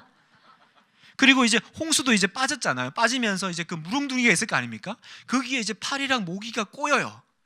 그래서 그 병원균과 그 이제 파리와 모기가 이제 벌떼같이 일어나면서 이 파리 이런 게 나오는 거예요. 이해되시죠? 그리고 아까 그 죽은 개구리 때문에 이제 탄저열, 그 병이 생겨서 가축들이 죽고요. 그 다음에 그 아까 그 무릉둥이에서 나온 그 모기들 있잖아요. 거기에 물려가지고 사람이 탄저병에 걸려서 죽는 거예요. 그게 이제 독종이에요. 근데 그때 때마침 그때쯤에 항상 이집트에는 우박과 이런 것들이 잘 온대요. 그게 뭐 밤신인가 그렇대요. 아니다. 그 나중에 이제 그 흑암이고. 그래서 그 이맘때쯤 내리는 그 우박과 네우가 이제 내렸고, 메뚜기는 그 아까 그 아비시니아 고원에 그 홍수졌잖아요. 그 물기가 충만하니까 그걸로 말미암아서 메뚜기가 확 많아졌다라는 거죠. 흑암은 이때쯤 그 모래 폭풍이 이집트에는 항상 부는데 아까 그 아비시니아 고원의 그 붉은 흙 있잖아요. 그것도 같이 이렇게 뒹굴면서 그냥 좀 어두워진 게 아니라 새카매졌다라는 거예요. 이 모든 게 다 그 아비시니아 고원 때문이에요. 그놈이 원인이에요. 그놈이. 그것만 없었으면 아무 문제가 없었을 건데. 그러니까 기적은 이런 일이 생겼다라는 게 아니라 이런 일은 원래 이집트에 있었는데 좀 강도가 셌다 이렇게 이제 설명을 하는 거예요. 여기서 아멘 하시면 안 돼요, 여러분. 성경은 그렇게 얘기하지 않아요. 그래서 일어날 때 일어났다가 때가 잠잠해질만 하니까 죽었다가 하지 않아요. 분명히 성경은 그 멈춰진 때가 바로가 내가 잘못했다, 가져가라, 그때에 멈춰져요. 그때에 개구리가 죽고 그 바로의 말이 끝나는 그때가 되는 거예요. 아니 그 시기를 알았으면 바로도 조금만 더 참았겠죠. 조금만 더 참으면 이거 끝나. 근데 그러지 않잖아요. 그 아비시니아 고원, 네, 그것 때문에 이제 됐다라고 하는 건 이제 성경을 읽지 않고 어떤 인간적인 책으로 본다라는 거죠. 그러면 우리는 이제 이 열 재앙을 어떤 식으로 이해되냐? 저는 세 가지로 여러분에게 말씀을 드리고 싶습니다. 첫 번째, 이건 하나님의 개입이라는 거예요. 애굽의 재앙은 마술도 아니고 자연재해도 아닙니다. 이거는 하나님이 일으키신 거예요. 그러니까 처음에 뱀을 던졌을 때 처음에 이집트 술사들도 던지죠, 마술로. 그래서 만들지만 나중에는 이거는 점점 하다가 안 되잖아요. 그래서 이거는 인간이 할 수 있는 게 아닙니다. 이거는 신이 하는 영역입니다라고 얘기를 합니다. 그래서 이를 통해서 하나님은 어떤 분이신지 또 무엇을 할 수 있으신 분이신지를 밝힙니다. 그래서 보세요. 바로가 처음에는 모세에게 뭐라고 물어요? 여호와가 누구냐라고 물어요. 여호와 하나님이 우리를 가라고 하셨습니다. Let my people go. 그죠? 내 백성을 가게 해라. 그랬더니 여호와가 누군데? 이게 바로 입장에서 너무 당연한 거예요. 왜냐하면 이집트는 다신 국가거든요. 그리고 바로 자기도 신이에요. 바로 자기도 신입니다. 그러니까 같은 신끼리 뭐 이렇게 합의가 돼야 되는데 어떤 와서 이렇게 자기가 신인데 자기한테 허락도 안 받고 어떤 신이 이렇게 말을 했다 그러니까 그 신은 누군데? 내가 아닌 신이니? 처음 듣는 신인데 이름이 뭘까? 새로 만들어진 신이야? 이 정체불명의 신에 대해서 물어보는 거예요. 그러니까 이스라엘 백성을 왜 안 보냈어요? 하나님을 모르니까 안 보낸 거예요. 그죠? 바로가 이스라엘 백성을 안 보낸 이유는 하나입니다. 하나님을 알지 못하니까 못 보낸 거예요. 그러면 이 열 재앙은 이스라엘의 구원보다 사실은 뭐예요? 하나님이 어떤 분이신지를 드러내는데 더 강조점이 있습니다. 그 결과로 이스라엘 백성들이 구원받긴 했지만 열 재앙을 통해서 하나님은 그 여호와가 누구냐라고 했을 때 네가 여호와인 줄 알리라. 그걸 증명해 내시겠다라는 거죠. 그래서 출애굽기 7장 5절에 보면 내가 내 손을 애굽 위에 펴서 이스라엘 자손을 그 땅에서 인도하여 낼 때야 애굽 사람이 나를 여호와인 줄 알리라. 이 말이 그 말이에요. 그냥 내가 여호와야 이게 아니라 여호와가 누구냐라고 물었거든요. 그게 대한 하나님의 답이에요. 네가 내가 누군 줄 알리라. 이건 굉장히 장엄한 우리 하나님의 선포입니다. 그래서 이 열 재앙을 통해서 바로는 자기가 신이라고 생각했어요. 난 신이야. 여호와도 신이고 나도 신이면 우리 비등해. 근데 어떻게 돼요? 나는 신이 아니구나. 나는 인간이구나. 그 인간은 여호와 하나님의 복을 구하는 그런 존재구나. 그래서 자기의 죄를 인정하고 복을 구하는 인간으로 전락하죠. 바로가. 그 말이 이 말입니다. 9장 27절에 바로가 사람을 보내어 모세와 아론을 불러 그들에게 이르되 내가 범죄하였노라. 여호와는 의로우시고 나의 백성은 악하도다. 그 말입니다. 그래서 하나님께서 자기가 누구신지를 이스라엘 역사 가운데 드러내기 시작하셨다는 겁니다. 두 번째, 거짓 신들에 대한 하나님의 승리를 얘기합니다. 어쨌든 이 이집트의 이 여러 부분들, 열 재앙은요, 연관된 그 영적인 의미들이 있거든요. 그래서 하나님도 12장 12절에 내가 그 밤에 애굽 땅에 두루다니며 사람이나 짐승을 막론하고 애굽 땅에 있는 모든 처음 난 것을 다 치고 애굽의 모든 신을 내가 심판하리라 주님이 이렇게 말씀하시잖아요. 단지 재앙을 주는 것이 아니라 그건 내가 애굽의 모든 신을 심판한다라는 거예요. 원문을 보면 이 신은요, 단수가 아니라 복수입니다. All the gods.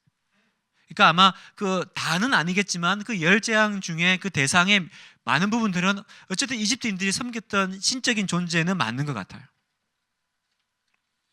그래서 그 이집트의 그 신적인 존재들이 하나님 앞에 패배하고 무릎 꿇을 뿐만 아니라 그건 아무것도 아니라는 거, 그건 형편없다라는 것을 하나님이 이 우상에 대한 승리로 보여주시죠. 그리고 또 하나 중요한 게 있다면 그 하나님의 의지에 반하는 행동을 하는 자들의 운명이 어떻게 되는지를 이 열 재앙을 통해서 보라는 거예요. 다시 말하면 열 재앙을 보면서 이집트인들 참 불쌍하다가 아니라 오늘날 이 시대에도 동일하다는 겁니다. 하나님 앞에 하나님이 그 선명한 복음과 그 하나님의 나라에 대해서 반항하고 거절하고 하나님이 누군데? 기독교들이 하나님 아니야? 그들의 운명에 대해서 하나님은 엄중하게 얘기하고 계신다는 겁니다. 세 번째, 하나님만이 유일한 신이시다, 이런 뜻입니다. 어쩌면 이 이스라엘 사람들도요, 하나님에 대한 인식이 이집트인들과 별반 다를 바 없었어요. 물론 우리 신이 대단한 건 알았지만 여호와도 아브라함과 이삭과 야곱의 하나님이에요. 그러니까 우리 민족의 하나님이고 우리 지역의 하나님이신 거죠. 그래서 조금 센 우리 신이 이집트 신과 싸워가지고 이렇게 우리를 구원해낸다, 그런 좀 이렇게 인식이 있었어요. 그런데 이 일을 통해서 지금 하나님은 여러 신 중에 하나가 아니라 유일한 창조자 하나님이시구나, 그걸 이제 알아가는 거예요. 열재앙은 애굽과 다른 민족들에게 하나님이 어떤 분이신지 우주적으로 드러낸 권능의 사건이다라는 거예요. 그래서 여러분, 여호수아 2장 10절에 보면 이게 누구 얘기냐면 기생 라합의 얘기예요. 지금 이제 광야를 통과하면서 여리고 갔잖아요. 가서 이제 정탐꾼이 그 여리고를 이렇게 도는데 그 기생 라합이 도와주죠. 그때 뭐라고 얘기냐면 중요한 얘기를 합니다. 다 들었다라는 거예요. 너희가 애굽에서 나올 때 여호와께서 너희 앞에서 홍해를 마르게 하신 일과 또 모든 일들 전멸시킨 걸 우리가 다 들었다. 이 열재앙에 대한 이야기, 홍해를 가르고 이집트에서 그 유대인들을 끌어낸 것은 어떤 한 민족에게 국한된 이스라엘 역사가 아니라 그 당시에 모두에게 다 알려진 놀라운 역사고 사건이고 소식이었다라는 겁니다. 다 들었다라는 거예요. 그래서 이를 통해서 이스라엘 사람들은 하나님이 어떤 분이신지 하나하나씩 알아가요. 애굽을 이기시는 하나님, 죽음을 이기시는 하나님, 홍해를 가르시는 하나님, 점점 나를 구원해 주시는 하나님이 아니라 그 하나님과의 더 깊은 문제, 지식과 관계 속으로 들어가죠. 그게 이제 열재앙을 통해서 우리가 이렇게 가질 수 있는 메시지입니다. 자, 그래서 이제 열재앙을 지나고 나서 드디어 이제 출애굽을 합니다. 그게 이제 출애굽기 13장에 나오는데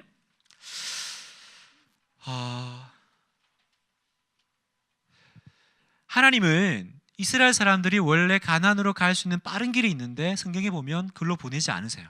왜냐하면 거기는 블레셋인들이 있거든요. 블레셋인들은 그 당시에 좋은 무기를 가지고 있었습니다. 이스라엘 사람들은 이집트에서 얼마 전까지 노예 생활하던 사람들이에요. 아니, 노예 생활하던 사람들이 군대 훈련 받고 이런 강력한 민족을 만나면 얼마나 무섭겠어요. 그래서 하나님이 그거 다 배려하세요.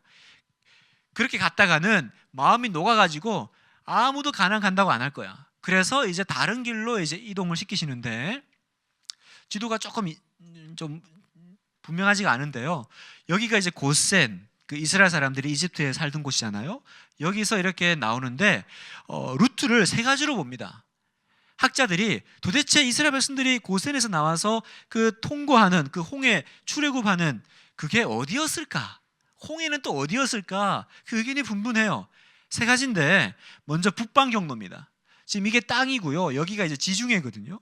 그래서 북방 경로는 뭐냐면 이렇게 북쪽으로 올라가서 지중해 바다의 일부분을 살짝 걷는 게 아닌가. 그렇게 이제 보는 이제 루트예요. 그런 게 있고, 그 다음에 중앙 경로는 뭐냐면 여기 중앙에는 이제 그 사막이고 사막 가운데 비터 호수라고 하는 그 호수가 하나 있대요. 그래서 그 호수를 이렇게 사막을 지나면서 지난 게 아닌가, 그렇게 중앙 경로로 보는 게 있고, 그 다음에 남방은 뭐냐면 남방은 오늘날에 우리가 알고 있는 이 홍해가 있는 이곳입니다. 그래서 이 홍해의 일부분을 이렇게 통과해가지고 이렇게 지나가지 않았겠나라고 봅니다. 정답은 뭘까요? 정답은 모른다예요. 모릅니다. 이게 또 어려운 게 이 수에즈 운하를 만들면서 지형이 좀 바뀌었대요. 그래가지고 더더욱 헷갈려요. 그래서 뭐 좀 분분해요. 근데 성경은요, 그래서 어디냐고 물을 게 아니라 성경은 지리적으로 에덴은 어디 있고 홍해는 어디고 그걸 가르쳐주는 책이 아닙니다. 성경은 누가 무엇을 했느냐를 가르쳐주는 책이에요. 그래서 홍해를 어디로 건넜을까가 중요한 것이 아니라 하나님이 그 홍해 사건을 통해서 어떻게 이스라엘 백성들을 구원해냈느냐, 그걸 더 중요하게 보는 거죠. 그래서 뭐 이 뭐 여러 통로가 있고 또 이거 말고도 또 경로가 있겠죠. 관심 있으신 분들은 여러분이 한번 찾아서 직접 가보셔서 저에게 알려주시면, 뭐 제가 뭐 다큐멘터리도 이렇게 좀 관심 있어서 보면 지금의 홍해에서 뭐 이렇게 고고학자들이 뭐 막 잠수 뒤졌는데 그 이집트 옛날 시대의 어떤 뭐 갑옷이나 바퀴나 이런 걸 종종 뭐 건져 올리는 뭐 그런 게 있더라고요. 그게 실제로 극인지 아닌지는 뭐 주님만 아시겠죠. 중요한 건 이스라엘 사람들이 홍해를 건넜고 그 홍해는 하나님의 이적을 통해서 건너졌다라는 거예요. 그러니까 우스갯소리가 있잖아요. 홍해는 원래 바다가 아니고 갈대숲이라는 건데 그게 번역하는 과정에서 갈대숲이랑 홍해랑 비슷하니까 그걸 잘못 번역한 거야. 그래서 사실은 바다를 걷는 게 아니라 얕은 이렇게 갈대숲을 이렇게 이스라엘 사람들이 지나간 거야. 그렇게 이제 그 성경을 믿지 않는 학교 그 선생님이 학교에서 학생들에게 막 가르쳤대요. 이 얘기 잘 모르세요, 여러분? 그랬더니 어떤 교회 다니는 아이가 갑자기 박수를 치면서 오 놀라우신 하나님 찬양합니다 이러서더래요. 야, 홍해가 아니고 갈대숲을 건넜다니까. 그랬더니 선생님 너무 놀랍지 않나요? 그 갈대숲에 그 이집트 군사들이 다 빠져 죽었잖아요. 너무 놀라우신 하나님. 어쨌든 네, 그걸 통과하고 나서 이제 이분이 좀 그렇지만 미리암이라고 하시는 분입니다. 네, 미리암입니다. 네, 이분이 이제 모세와 함께 성경의 최초의 찬양시가 나옵니다. 그게 이제 출애굽기 15장이에요. 출애굽기 15장은요 신학적으로 굉장히 중요한 내용들이 많습니다. 그냥 이렇게 부를 게 아니라 이건 나중에 구약의 여러 부분하고 연결이 되거든요. 근데 오늘은 우리가 뭐 개론적인 부분이니까 홍해를 걷는 다음에 이제 하나님을 찬양하는데 이 찬양은 너희는 여호와를 찬송하라. 그는 높고 영화로우시며 말과 그 탄 자를 바다에 던지셨음이로다 하였더라. 이제 이게 21절인데 앞에 모세도 똑같이 이렇게 찬양을 하고 미리암도 이렇게 화답을 하면서 찬양을 합니다. 그래서 미리암의 노래인데 이게 성경의 최초의 이제 찬양시죠. 무슨 찬양시입니까?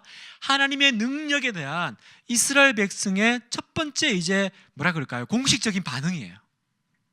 그 전까지는 뭐 하나님은 뭐 그냥 뭐 그런 하나님, 민족의 하나님 그랬는데 이 사건, 이 출애굽 홍해를 지난 사건을 통해서 너무 놀란 하나님을 만나버린 거예요. 그 고백이 바로 출애굽기 15장의 노래입니다. 이 노래는요 오늘 우리에게 여러 의미가 있습니다. 첫 번째, 하나님은 인간의 역사에 개입하시는 하나님이라는 거예요. 그 당시의 신관념은요 하나님은 인간 세상에 관심이 없어요. 로마 신화나 그리스 신화를 보세요. 인간은요 그 신들에게 제사를 드리기 위해서 필요한 존재지 그 신들이 인간 세상에 그렇게 관심이 없습니다. 그런데 이 출애굽기를 통해서 뭘 보여주세요? 하나님은 인간 역사에 들어오신다라는 거예요. 내려오신다라는 거예요. 내려오실 뿐만이 아니라 두 번째, 그 고난 가운데 있는 인간을 해방시키는 일을 즐겨 하신다라는 거예요. 구원의 하나님이시죠. 출애굽기 전에는 아브라함과 이삭과 야곱은 개인적인 하나님을 경험했습니다. 그런데 출애굽기를 통해서 이스라엘 백성들은 이제 어떤 하나님을 만나요? 공동체적인 하나님을 만나죠. 민족을 구원하시는 하나님. 그리고 세 번째, 먼저 구원하시고 그리고 자기가 어떤 분이신지를 보여주세요. 이 순서를 잘 보셔야 돼요. 너 나 믿을래 안 믿을래? 내가 어떤 하나님인지 파악해봐가 아니에요. 먼저 구원하세요. 구원하시고 그 다음에 자기가 어떤 분인지를 보여주십니다. 그래서 구원의 하나님이 먼저 나오고 그 다음에 창조의 하나님이 그 다음에 나오는 겁니다. 순서가 그래요. 그러면 오늘 우리에게 어떤 의미가 있습니까? 우리도 똑같이 내가 예수 믿고 구원받았습니까? 그걸로 멈추면 안 된다는 거예요. 내가 출애굽을 했어요. 그 다음 뭐 해야 돼요? 하나님을 이제 그 창조자 하나님을 깊이 알아가는 그 친밀한 가운데 들어가야 돼요. 항상 구원의 하나님만 구하시면 안 돼요. 하나님 오늘도 구원해 주세요. 하나님 오늘도 도와주세요. 맨날 다오다오 하는 신앙이 아니라 이제는 하나님을 좀 깊이 알아가는 신앙으로 들어가야 돼요. 이게 성숙한 거예요. 기도를 들어보면 신앙생활 하는 걸 보면 이분이 초신자인지 성숙자 반인지 알아요. 그죠? 하나님의 그 존재 자체에 대해서 이렇게 추구해 나가는 사람은요 이분이 이제 초보 단계로 넘어간 거예요. 그런데 항상 이분은 출애굽해요. 하나님 오늘도 큰일 났습니다. 도와주세요. 난리가 났습니다. 하나님 제발 구원해 주세요. 필요하죠. 그러나 그것만 있다면 여러분은 여전히 지금 이집트에서 출애굽을 반복하고 계신 거예요. 그 다음에 두 번째, 이스라엘은 말씀드린 대로 공동체적으로 하나님의 구원을 경험했습니다. 이걸 신약학자들은요 어떻게 해석하냐면 그 어린 양의 그 피를 발라서 죽음의 신이 넘어가잖아요. 그래서 어린 양의 피는 뭡니까? 예수 그리스도시잖아요. 그러니까 이스라엘 백성들은 그 구원의 모든 그 과정을 통과한 거예요. 예수 그리스도의 그 피를 바름으로써 죽음을 지나고, 그리고 홍해는 뭘까요? 그건 이스라엘의 민족이 세례를 받은 거예요. 그죠? 물을 통과하잖아요. 물을 통과함으로써 영적으로는 신약의 세례를 이스라엘 민족이 통과한 거예요. 그래서 그 홍해를 지나면서 바로가 그 앞에까지는 쫓아와요. 그러나 그 홍해에서 더 이상 바로는 이스라엘을 쫓아오지 않습니다. 거기까지예요. 내가 세례받을 때, 내가 구원받고 출애굽을 한 다음에 내가 생명책에 내 이름을 올릴 때 사탄은 거기까지예요. 그 전까지는 집요하게 나를 놓지 않으려고, 나를 돌이키려고 쫓아올 거예요. 그러나 내 이름을 생명책에 올리고 내가 그 하나님의 그 백성의 그 언약 공동체 안에 들어가는 그 순간 이제 여러분, 저주는, 여러분 악한 것은 여러분을 만지질 못해요. 한때 우리나라에 가게에 흐르는 뭐 저주를 끊으라, 네가 지금 이상한 건 네가 지금 모르는 어떤 조상의 죄가 있기 때문이다, 그런 어떤 뭔가 비성경적인 신학이 돌고 그런 책들이 유행한 적이 있어요. 여러분 그렇지 않아요. 모든 건 예수님의 십자가까지입니다. 설령 예전에 우리 인생에 우리 가문의 저주가 흘렀다 손 치더라도 그거는 예수님의 십자가까지예요. 저주는 그 십자가를 넘지 못해요. 여러분 그거 믿으시죠? 그래서 내 마음에 계속 인생이 어렵고 힘들 때마다 뭔가 잘못했나? 우리 아버지 때문인가? 우리 조상의 뭔가 잘못된 것 때문인가? 그런 식으로 책임 회피하지 마세요. 하나님의 저주는 십자가로 다 막아집니다. 세상의 모든 악한 것들은요, 내 인생에 십자가가 세워진 거기까지예요. 공은 더 이상 십자가를 넘어서 굴러가지 않을 겁니다. 마귀는, 바로는 홍해까지 쫓아왔어요. 그러나 거기까지예요. 더 이상 모세가 뭐라 그래요? 너희가 보는 이집트인들을 다시는 보지 못하리라. 그죠? 그건 우리에게 영적인 선포예요, 여러분. 그래서 이 구원을 체험한 우리 모두가 부를 노래가 아까 뭐였어요? 그 여호와는 힘이시오, 뭐 말과 그 있잖아요. 구원이시오. 그게 이제 바로 이사야서에 그대로 나와요. 보라, 우리 같이 한번 읽어볼까요? 시작. 보라, 하나님은 나의 구원이시라. 내가 신뢰하고 두려움이 없으리니 주 여호와는 나의 힘이시며 나의 노래시며 나의 구원이시며 그러므로 너희가 기쁨으로 구원의 우물들에서 물을 기르리로다. 아멘. 이게 구원받은 모든 백성들의 부를 노래예요. 보라, 하나님은 나의 구원이시라. 여러분, 하나님이 여러분을 구원하셨습니까? 그러면 이 광야길을 통과하면서 우리가 부를 노래는 이거예요. 하나님, 나를 죽이려고 이 가운데 내보내신 거죠. 옛날에 좋았는데 왜 이러시는 거예요? 도대체 하나님 왜 나에게 이런 일을 허락하시는 거예요? 이런 얘기를 하는 게 아니라 우리 입술에는 이거 나와야 돼요. 찬양도 있잖아요. 보라, 하나님은. 더 이상 안 부르겠습니다. 이스라엘 백성들이 이제 그 통과한 다음에 이제 광야를 통과하는데요, 이 이스라엘 사람들이 그렇게 불평을 해요. 이스라엘의 특징이 뭐냐? 끊임없이 불평한다. 이스라엘 백성들의 특징은 끊임없이 불평한다. 근데 여러분 잘 보세요. 하나님이 그 불평을 들으시잖아요. 근데 어떤 불평은 해결해 주세요. 어떤 불평은 벌을 내리세요. 차이가 뭘까요? 다 해결해 주든지 아니면 다 뭐 벌을 내리든지. 이게 불평을 보면요, 이 불평이 두 가지 패턴이 있습니다. 첫 번째 패턴은 뭐냐면 생존과 직결된 문제에서 발생한 원망은 하나님이 해결해 주시더라는 거예요. 이게 생명, 살고 죽느냐의 문제면 원망이 일어나면 모세가 중보기도 해줍니다. 패턴이 그래요. 그러면 하나님의 기적적인 계획이 나타나서 막 만나가 내리고 반석에서 물이 나오고 막 그런 일들이 일어납니다. 그게 이제 대표적인 게 이제 출애굽기 15장에 보면 홍해를 가르고 사흘 동안 물을 마시지 못하죠. 그래서 어디 그 마라라고 하는 데 가서 물을 발견해서 먹어봤더니 이게 쓴 거예요. 그래서 원망이 나왔더니 하나님께서 그 물을 달게 해주시죠. 그건 해결해 주세요.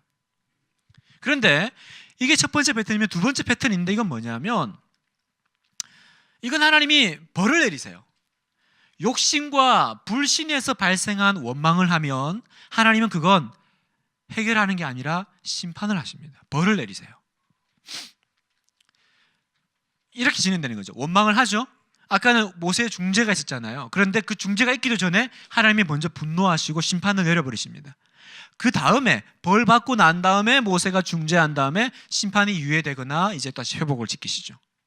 대표적인 게 민수기 11장 1절에 보면 여호와께서 들으시기에 백성이 악한 말로 원망하매 여호와께서 들으시고 진노하사. 민수기 11장에 보면요 앞뒤 아무것도 없어요. 민수기 11장 앞에 어떤 사건이 있는 게 아니라 그냥 시작하면서 백성이 악한 말로 원망했다라고 시작을 해요. 그리고 하나님은 거기에 대해서 해결하지 않으시고 들으시고 진노하셨어요. 이건 오늘 우리에게 많은 메시지를 줍니다, 여러분.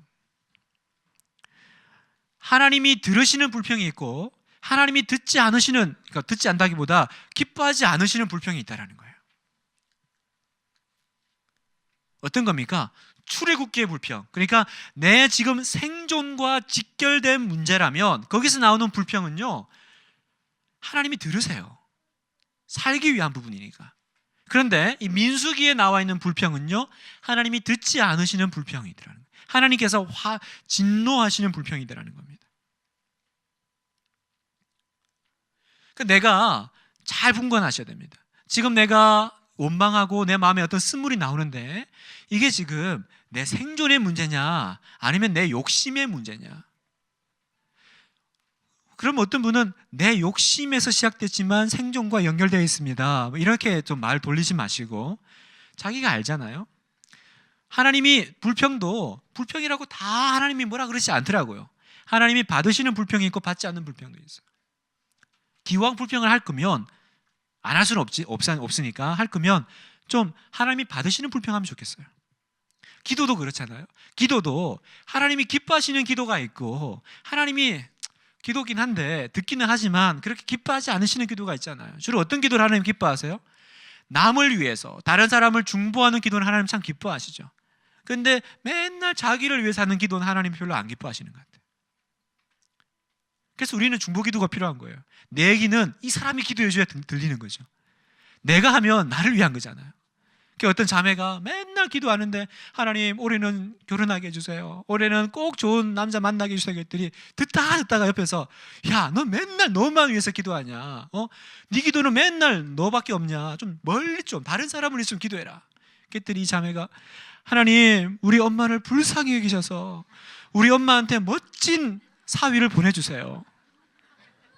무슨 얘기인지 모르시는 분이 있습니다. 우리가 기도할 때 하나님 이게 지금 내 생존과 직결된 것입니까? 아니면 내 욕심과 연관된 것입니까? 한번 물어보십시오. 그러면 여러분의 기도가 힘이 있을 것입니다.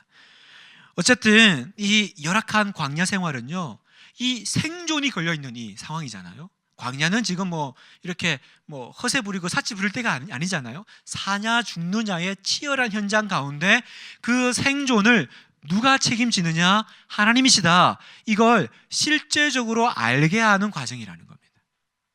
우리 인생에 고난이 와보면 우리 허세 못 부립니다. 대충 못 기도합니다. 살려달라고 기도하죠.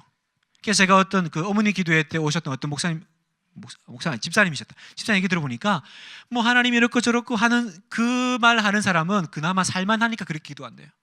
진짜 죽는 사람은요 그냥 와서 하나님 살려만 주세요, 살려만 주세요, 그렇게 기도한대요. 그 말이 맞죠, 그죠? 그래도 살만하면 이렇게 저렇게 얘기해요. 근데 정말 죽을 것 같으면 하나님 살려만 주세요. 제가 예전에 새벽 기도하는데 제 옆에 있던 어떤 집사님이 막 엄청 험하게 기도하시는 거예요. 새벽 기도가 아니다. 금요 기도회 하는데 이제 자유 기도하는데 막 바닥에 꿇어앉아가지고요, 막 바닥을 차고요, 막 손을 막 주먹을 막 내디디면서 막 기도하시는 거예요. 그래가지고 너무 과하시다. 마음은 알겠는데 너무 과하시다. 그랬더니 보니까 나중에는 막 옆에 가족들이 와가지고 엄마 그만해 이렇게 자식들이 막 이렇게 하는데 막 보지도 않아요. 막 그 집사님이 하나님 어떻게 이러면서 막 하시는 거예요. 나중에 제가 그 교구 목사님 들어보니까 이분이 베이비시터를 하시는데 자기 그 애를 보다가 애가 위험해진 거예요. 애가 잘못된 거예요. 그러니까 이제 굉장히 지금 어려워진 상황이니까 살려달라고 뭐 가릴 게 없는 거예요. 지금 자기가 잘못했기 때문에 얘 살면 살아야 되는 거예요. 거기서 하나님 뭐 점잖게 하나님 이러니까 하나님 들으셔서 은혜를 주셔서 아이를 그런 거 아니에요. 살려만 주세요. 하나님 살려만 주세요. 광야의 시간은요 우리의 생존을 건듭니다.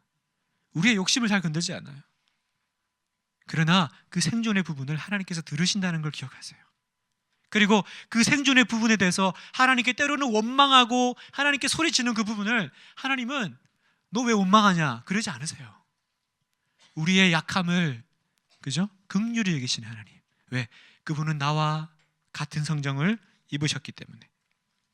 그래서 하나님은 이 이스라엘 백성들과 이제 언약을 맺을 준비를 하십니다.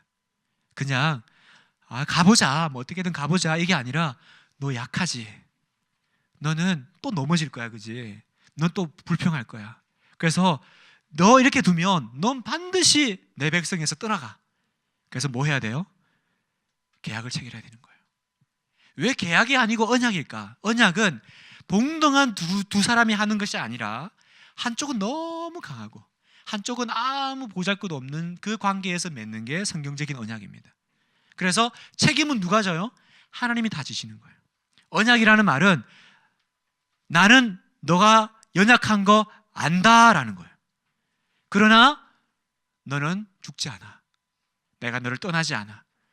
네가 아무리 떨어져 나가도 너는 다시 이 자리로 돌아올 수 있어. 그게 언약이에요. 그게 언약이에요. 자, 그래서 율법, 이 율법은요 하나님과의 그 언약이에요. 이렇게 살아라 저렇게 살아라라는 어떤 명령이 아니라 너는 내 백성이야. 너 나랑 이제 결혼하는 거야. 그래요.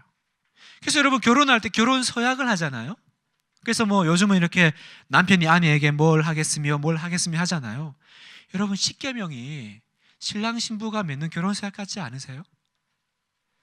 시내산에서는요 하나님께서 모세를 통해서 이스라엘 백성과 언약을 맺으시는데 예레미야를 보면 이걸 하나님은 뭐라고 생각하시냐면 내가 너희와 결혼했다고 생각하세요.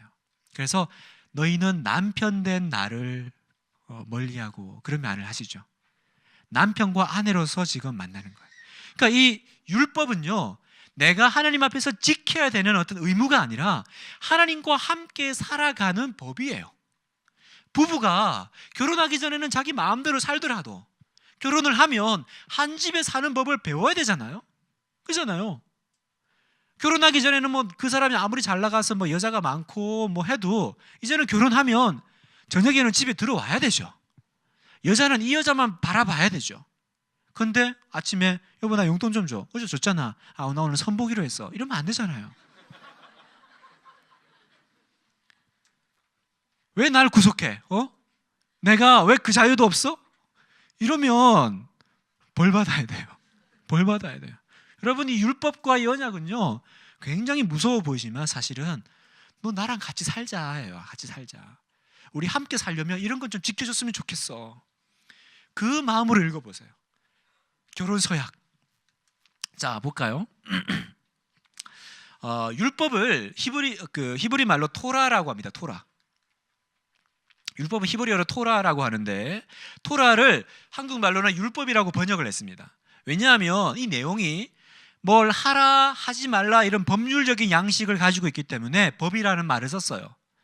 그러나 엄밀히 얘기하면 이거는 형식은 법률적이지만 율법이다 그러니까 너무 딱딱하잖아요.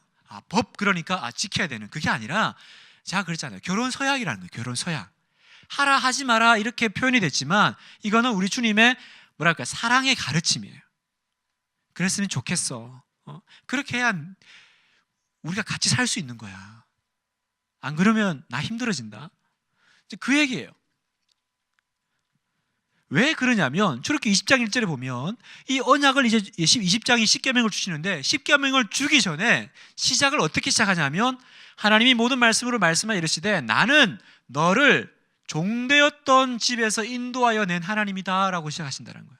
다시 말하면 나는 너를 먼저 구원했잖아. 나는 너를 먼저 사랑했잖아.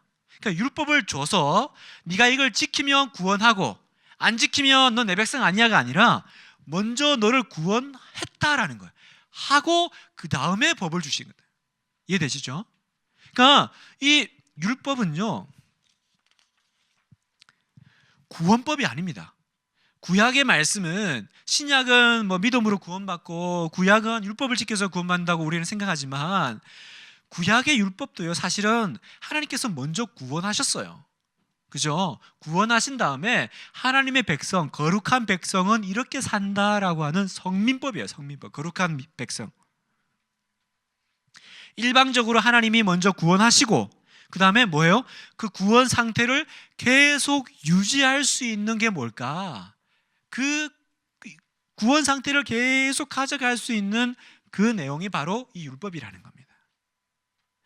여러분 우리가 저를 봐보세요. 하나님의 백성이 구원받았어요. 그러면 예수님의 보혈로 과거와 현재와 미래의 모든 죄가 다 용서받았습니다.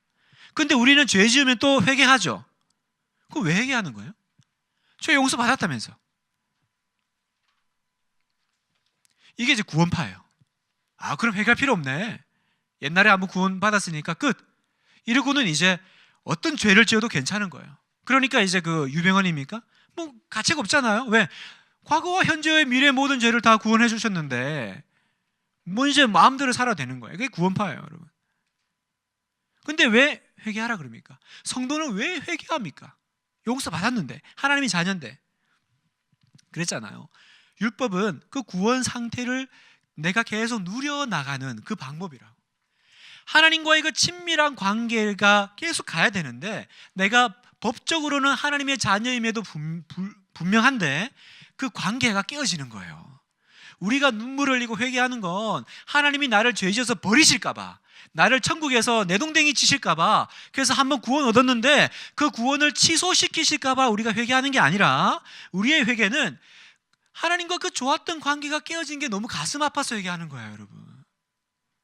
우리 너무 아름다웠잖아요. 우리 애들이 키우다가 내 자녀예요. 그런데 가출했어. 그럼 어떻게 해야 돼요?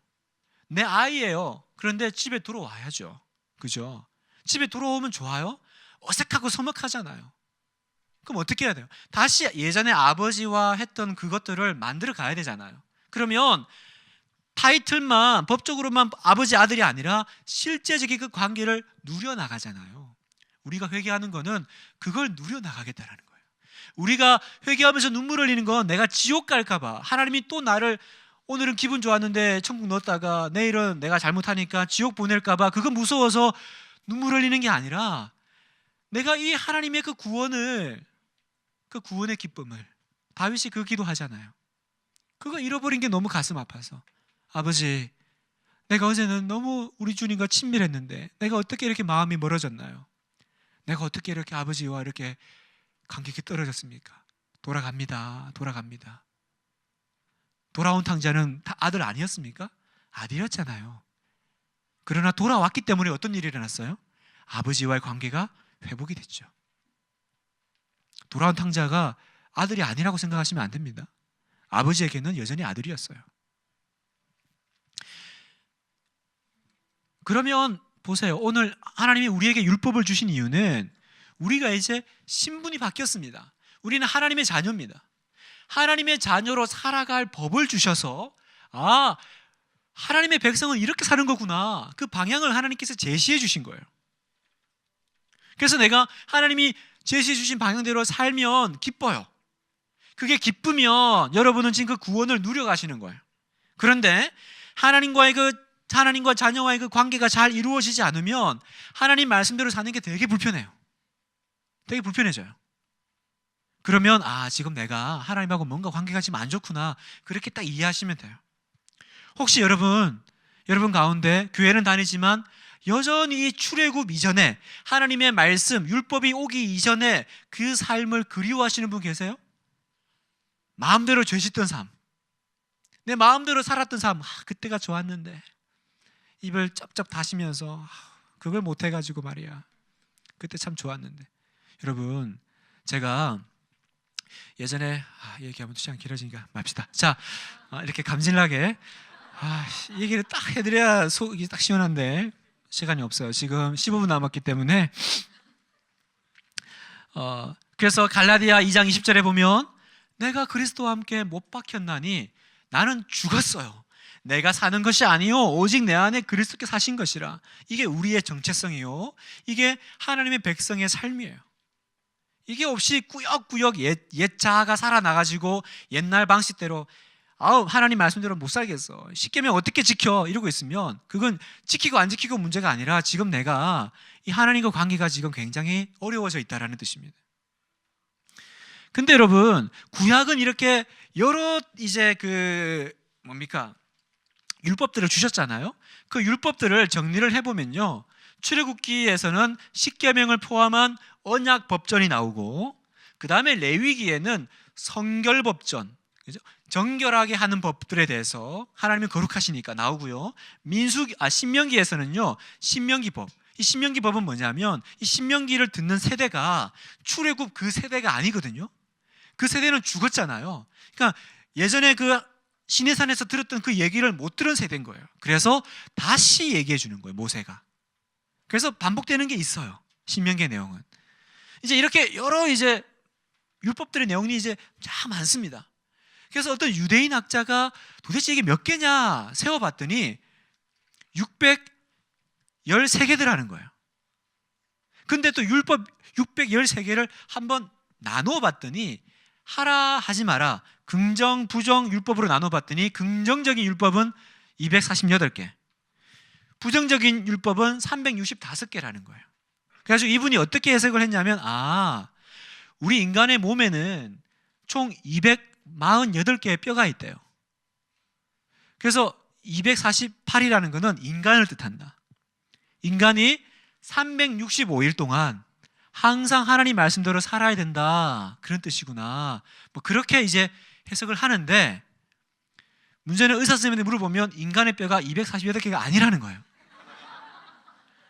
왜냐하면 뼈를 어디서 어디까지 보느냐에 따라서 이게 한 개가 될 수도 있고 두 개가 될 수도 있고. 김현태 집사님 그렇습니까? 몇 개예요, 집사님? 난감해 하시니까 묻지 마시다. 네. 그래서 예수님께서 이게 이제 지켜나가는 게 바리새인들이 하는 거잖아요. 이게 이제 구약의 율법을 지켜나가는 건데 우리 예수님이 탁월하세요. 너무 많잖아? 2개로 만들어 주셨어요. 놀라우신 예수님. 그 2개가 뭡니까? 예수께서 이르시되 마음을 다하고 목숨을 다하고 뜻을 다하여 하나님 사랑하라 하나, 이것이 크고 첫째 되는 계명이요 둘째도 그와 같으니 내 이웃을 내 자신과 사랑하라 하셨으니 이 2 계명이 온 율법과 선지자, 온 율법과 선지자는 구약을 말하는 겁니다. 모세오경의 강령이니라. 놀랍죠? 아마 바리새인들이 시급했을 거예요. 613개를 2가지로 줄일 수 있을 거라고는 생각도 못 했거든요. 근데 신약은 이걸 더 줄입니다. 마태복음 25장에 보면 너희가 여기 내 형제 중에 지극히 작은 자 하나에게 한 것이 곧 누구에게 한 거예요? 내게 한 것. 나는 누굽니까? 예수님이잖아요. 2개는 뭐였어요? 하나님을 사랑하고 예수님을 사랑하고 이웃을 사랑하는 건데, 하나님 사랑하는 건 결국 뭐예요? 이웃에게 하는 것이 하나님을 사랑하는 거고 하나님에게 하는 거니까 결국은 이웃 사랑이 율법의 완성이라는 거예요. 이웃 사랑이 율법의 완성이라는 거예요.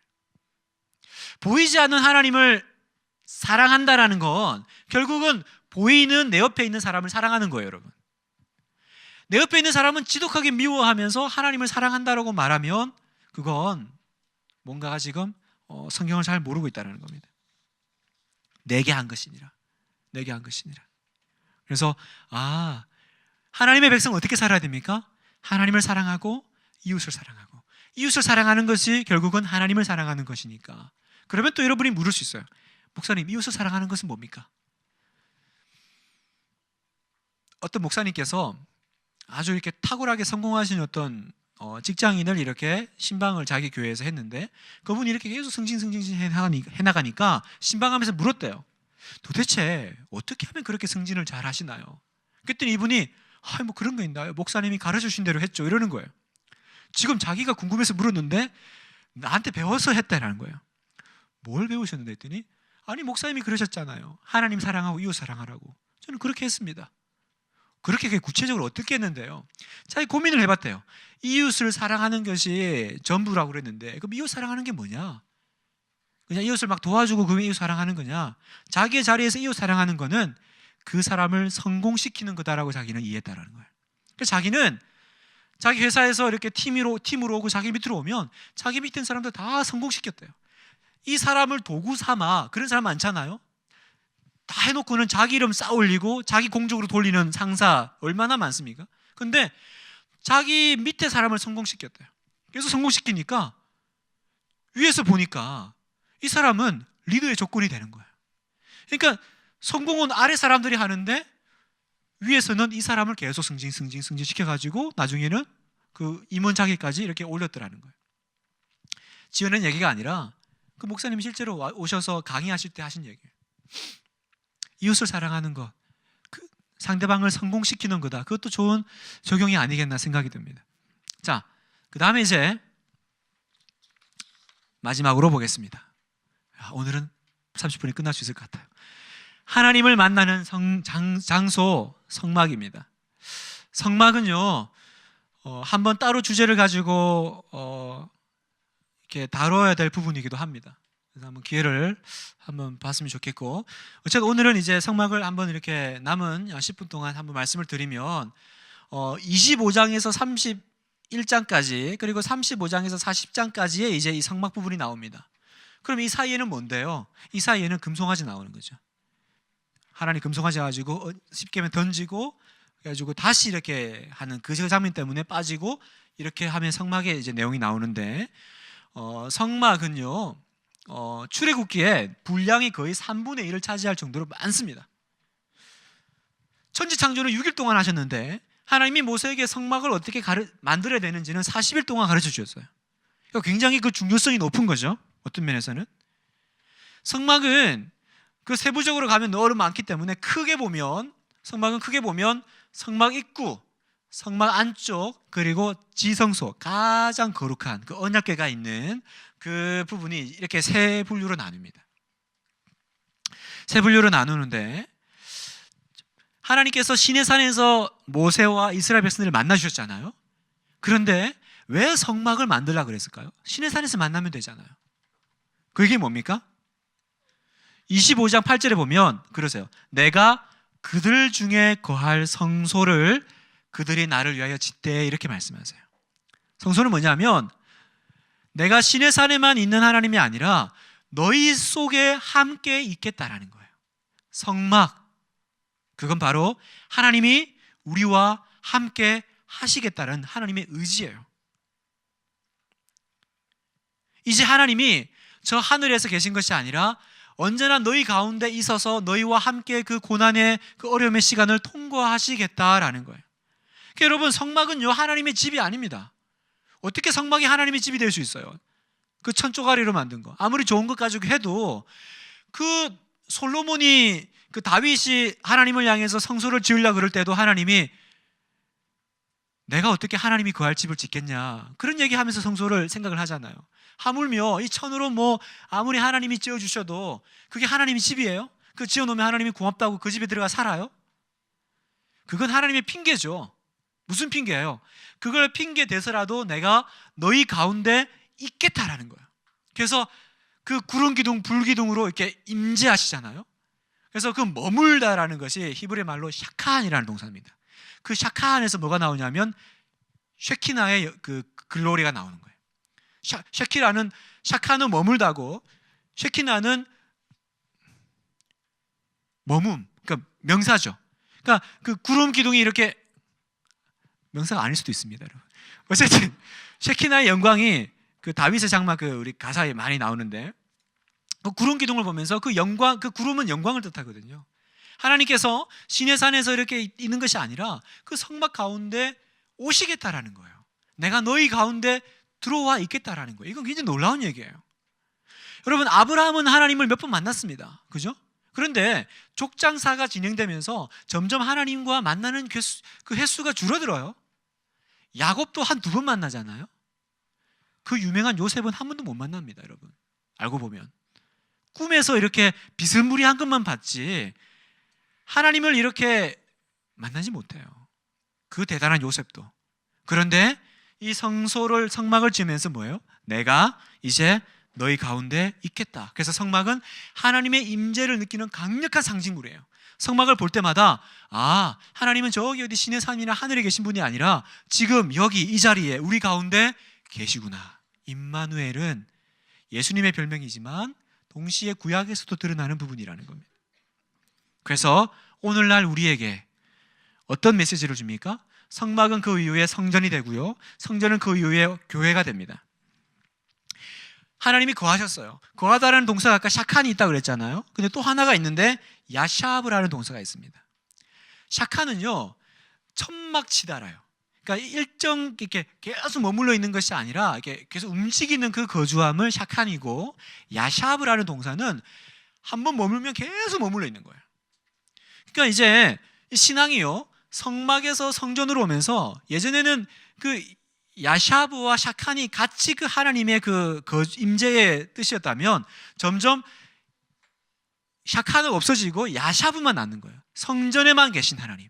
그래서 성전의 하나님, 건물의 하나님으로 점점 이렇게 제한되어 버리죠. 그러나 기독교는 건물의 종교가 아니잖아요, 여러분. 오늘날에는 여러분 성전이라는 말을 잘 안 씁니다, 여러분.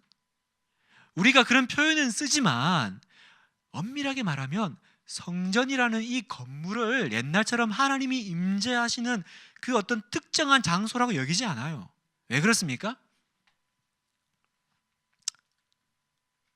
예수님이 성전이시기 때문에 그래요. 그리고 예수님을 믿는 우리가 곧 성전이 되기 때문에 그렇습니다. 그래서 교회는 건물이 아니라 여러분이 교회시라는 거예요. 제 얘기입니까? 성경에 보면 이 성전, 야샤브 신앙, 건물 신앙으로 이렇게 가득했던 이 유대인들에게 예수님께서 뭐라 그러세요? 유대인들이 이르되 이 성전은 46년 동안 지었거늘 내가 3일 동안 일으키겠느냐? 이거 헐어라. 내가 3일 동안 지을게. 그랬더니 이걸 46년 동안 지은 건물이거든? 네가 어떻게 지어? 근데 뭐라 그러세요? 예수는 성전된 자기 육체를 가리킵니다. 예수님이 성전이세요.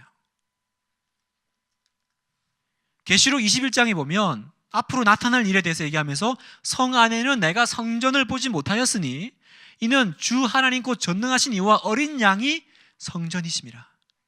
아시겠죠? 그리고 고린도서 3장 16절에 보면 이 예수님을 믿는 여러분이 성전이라는 거예요. 이제는 너희가 하나님의 성전인 것과 하나님의 성령이 너희 안에 계신 것을 알지 못하느냐. 그래서 여러분이 죄를 함부로 지으면 안 된다는 거예요. 내가 예수님 믿을 때 하나님이 내 안에 들어오세요, 여러분. 이건 놀라운 일입니다. 하나님이 내 안에 계세요. 그러니까 내가 죄를 짓는 건요, 성전을 더럽히는 것과 똑같은 죄.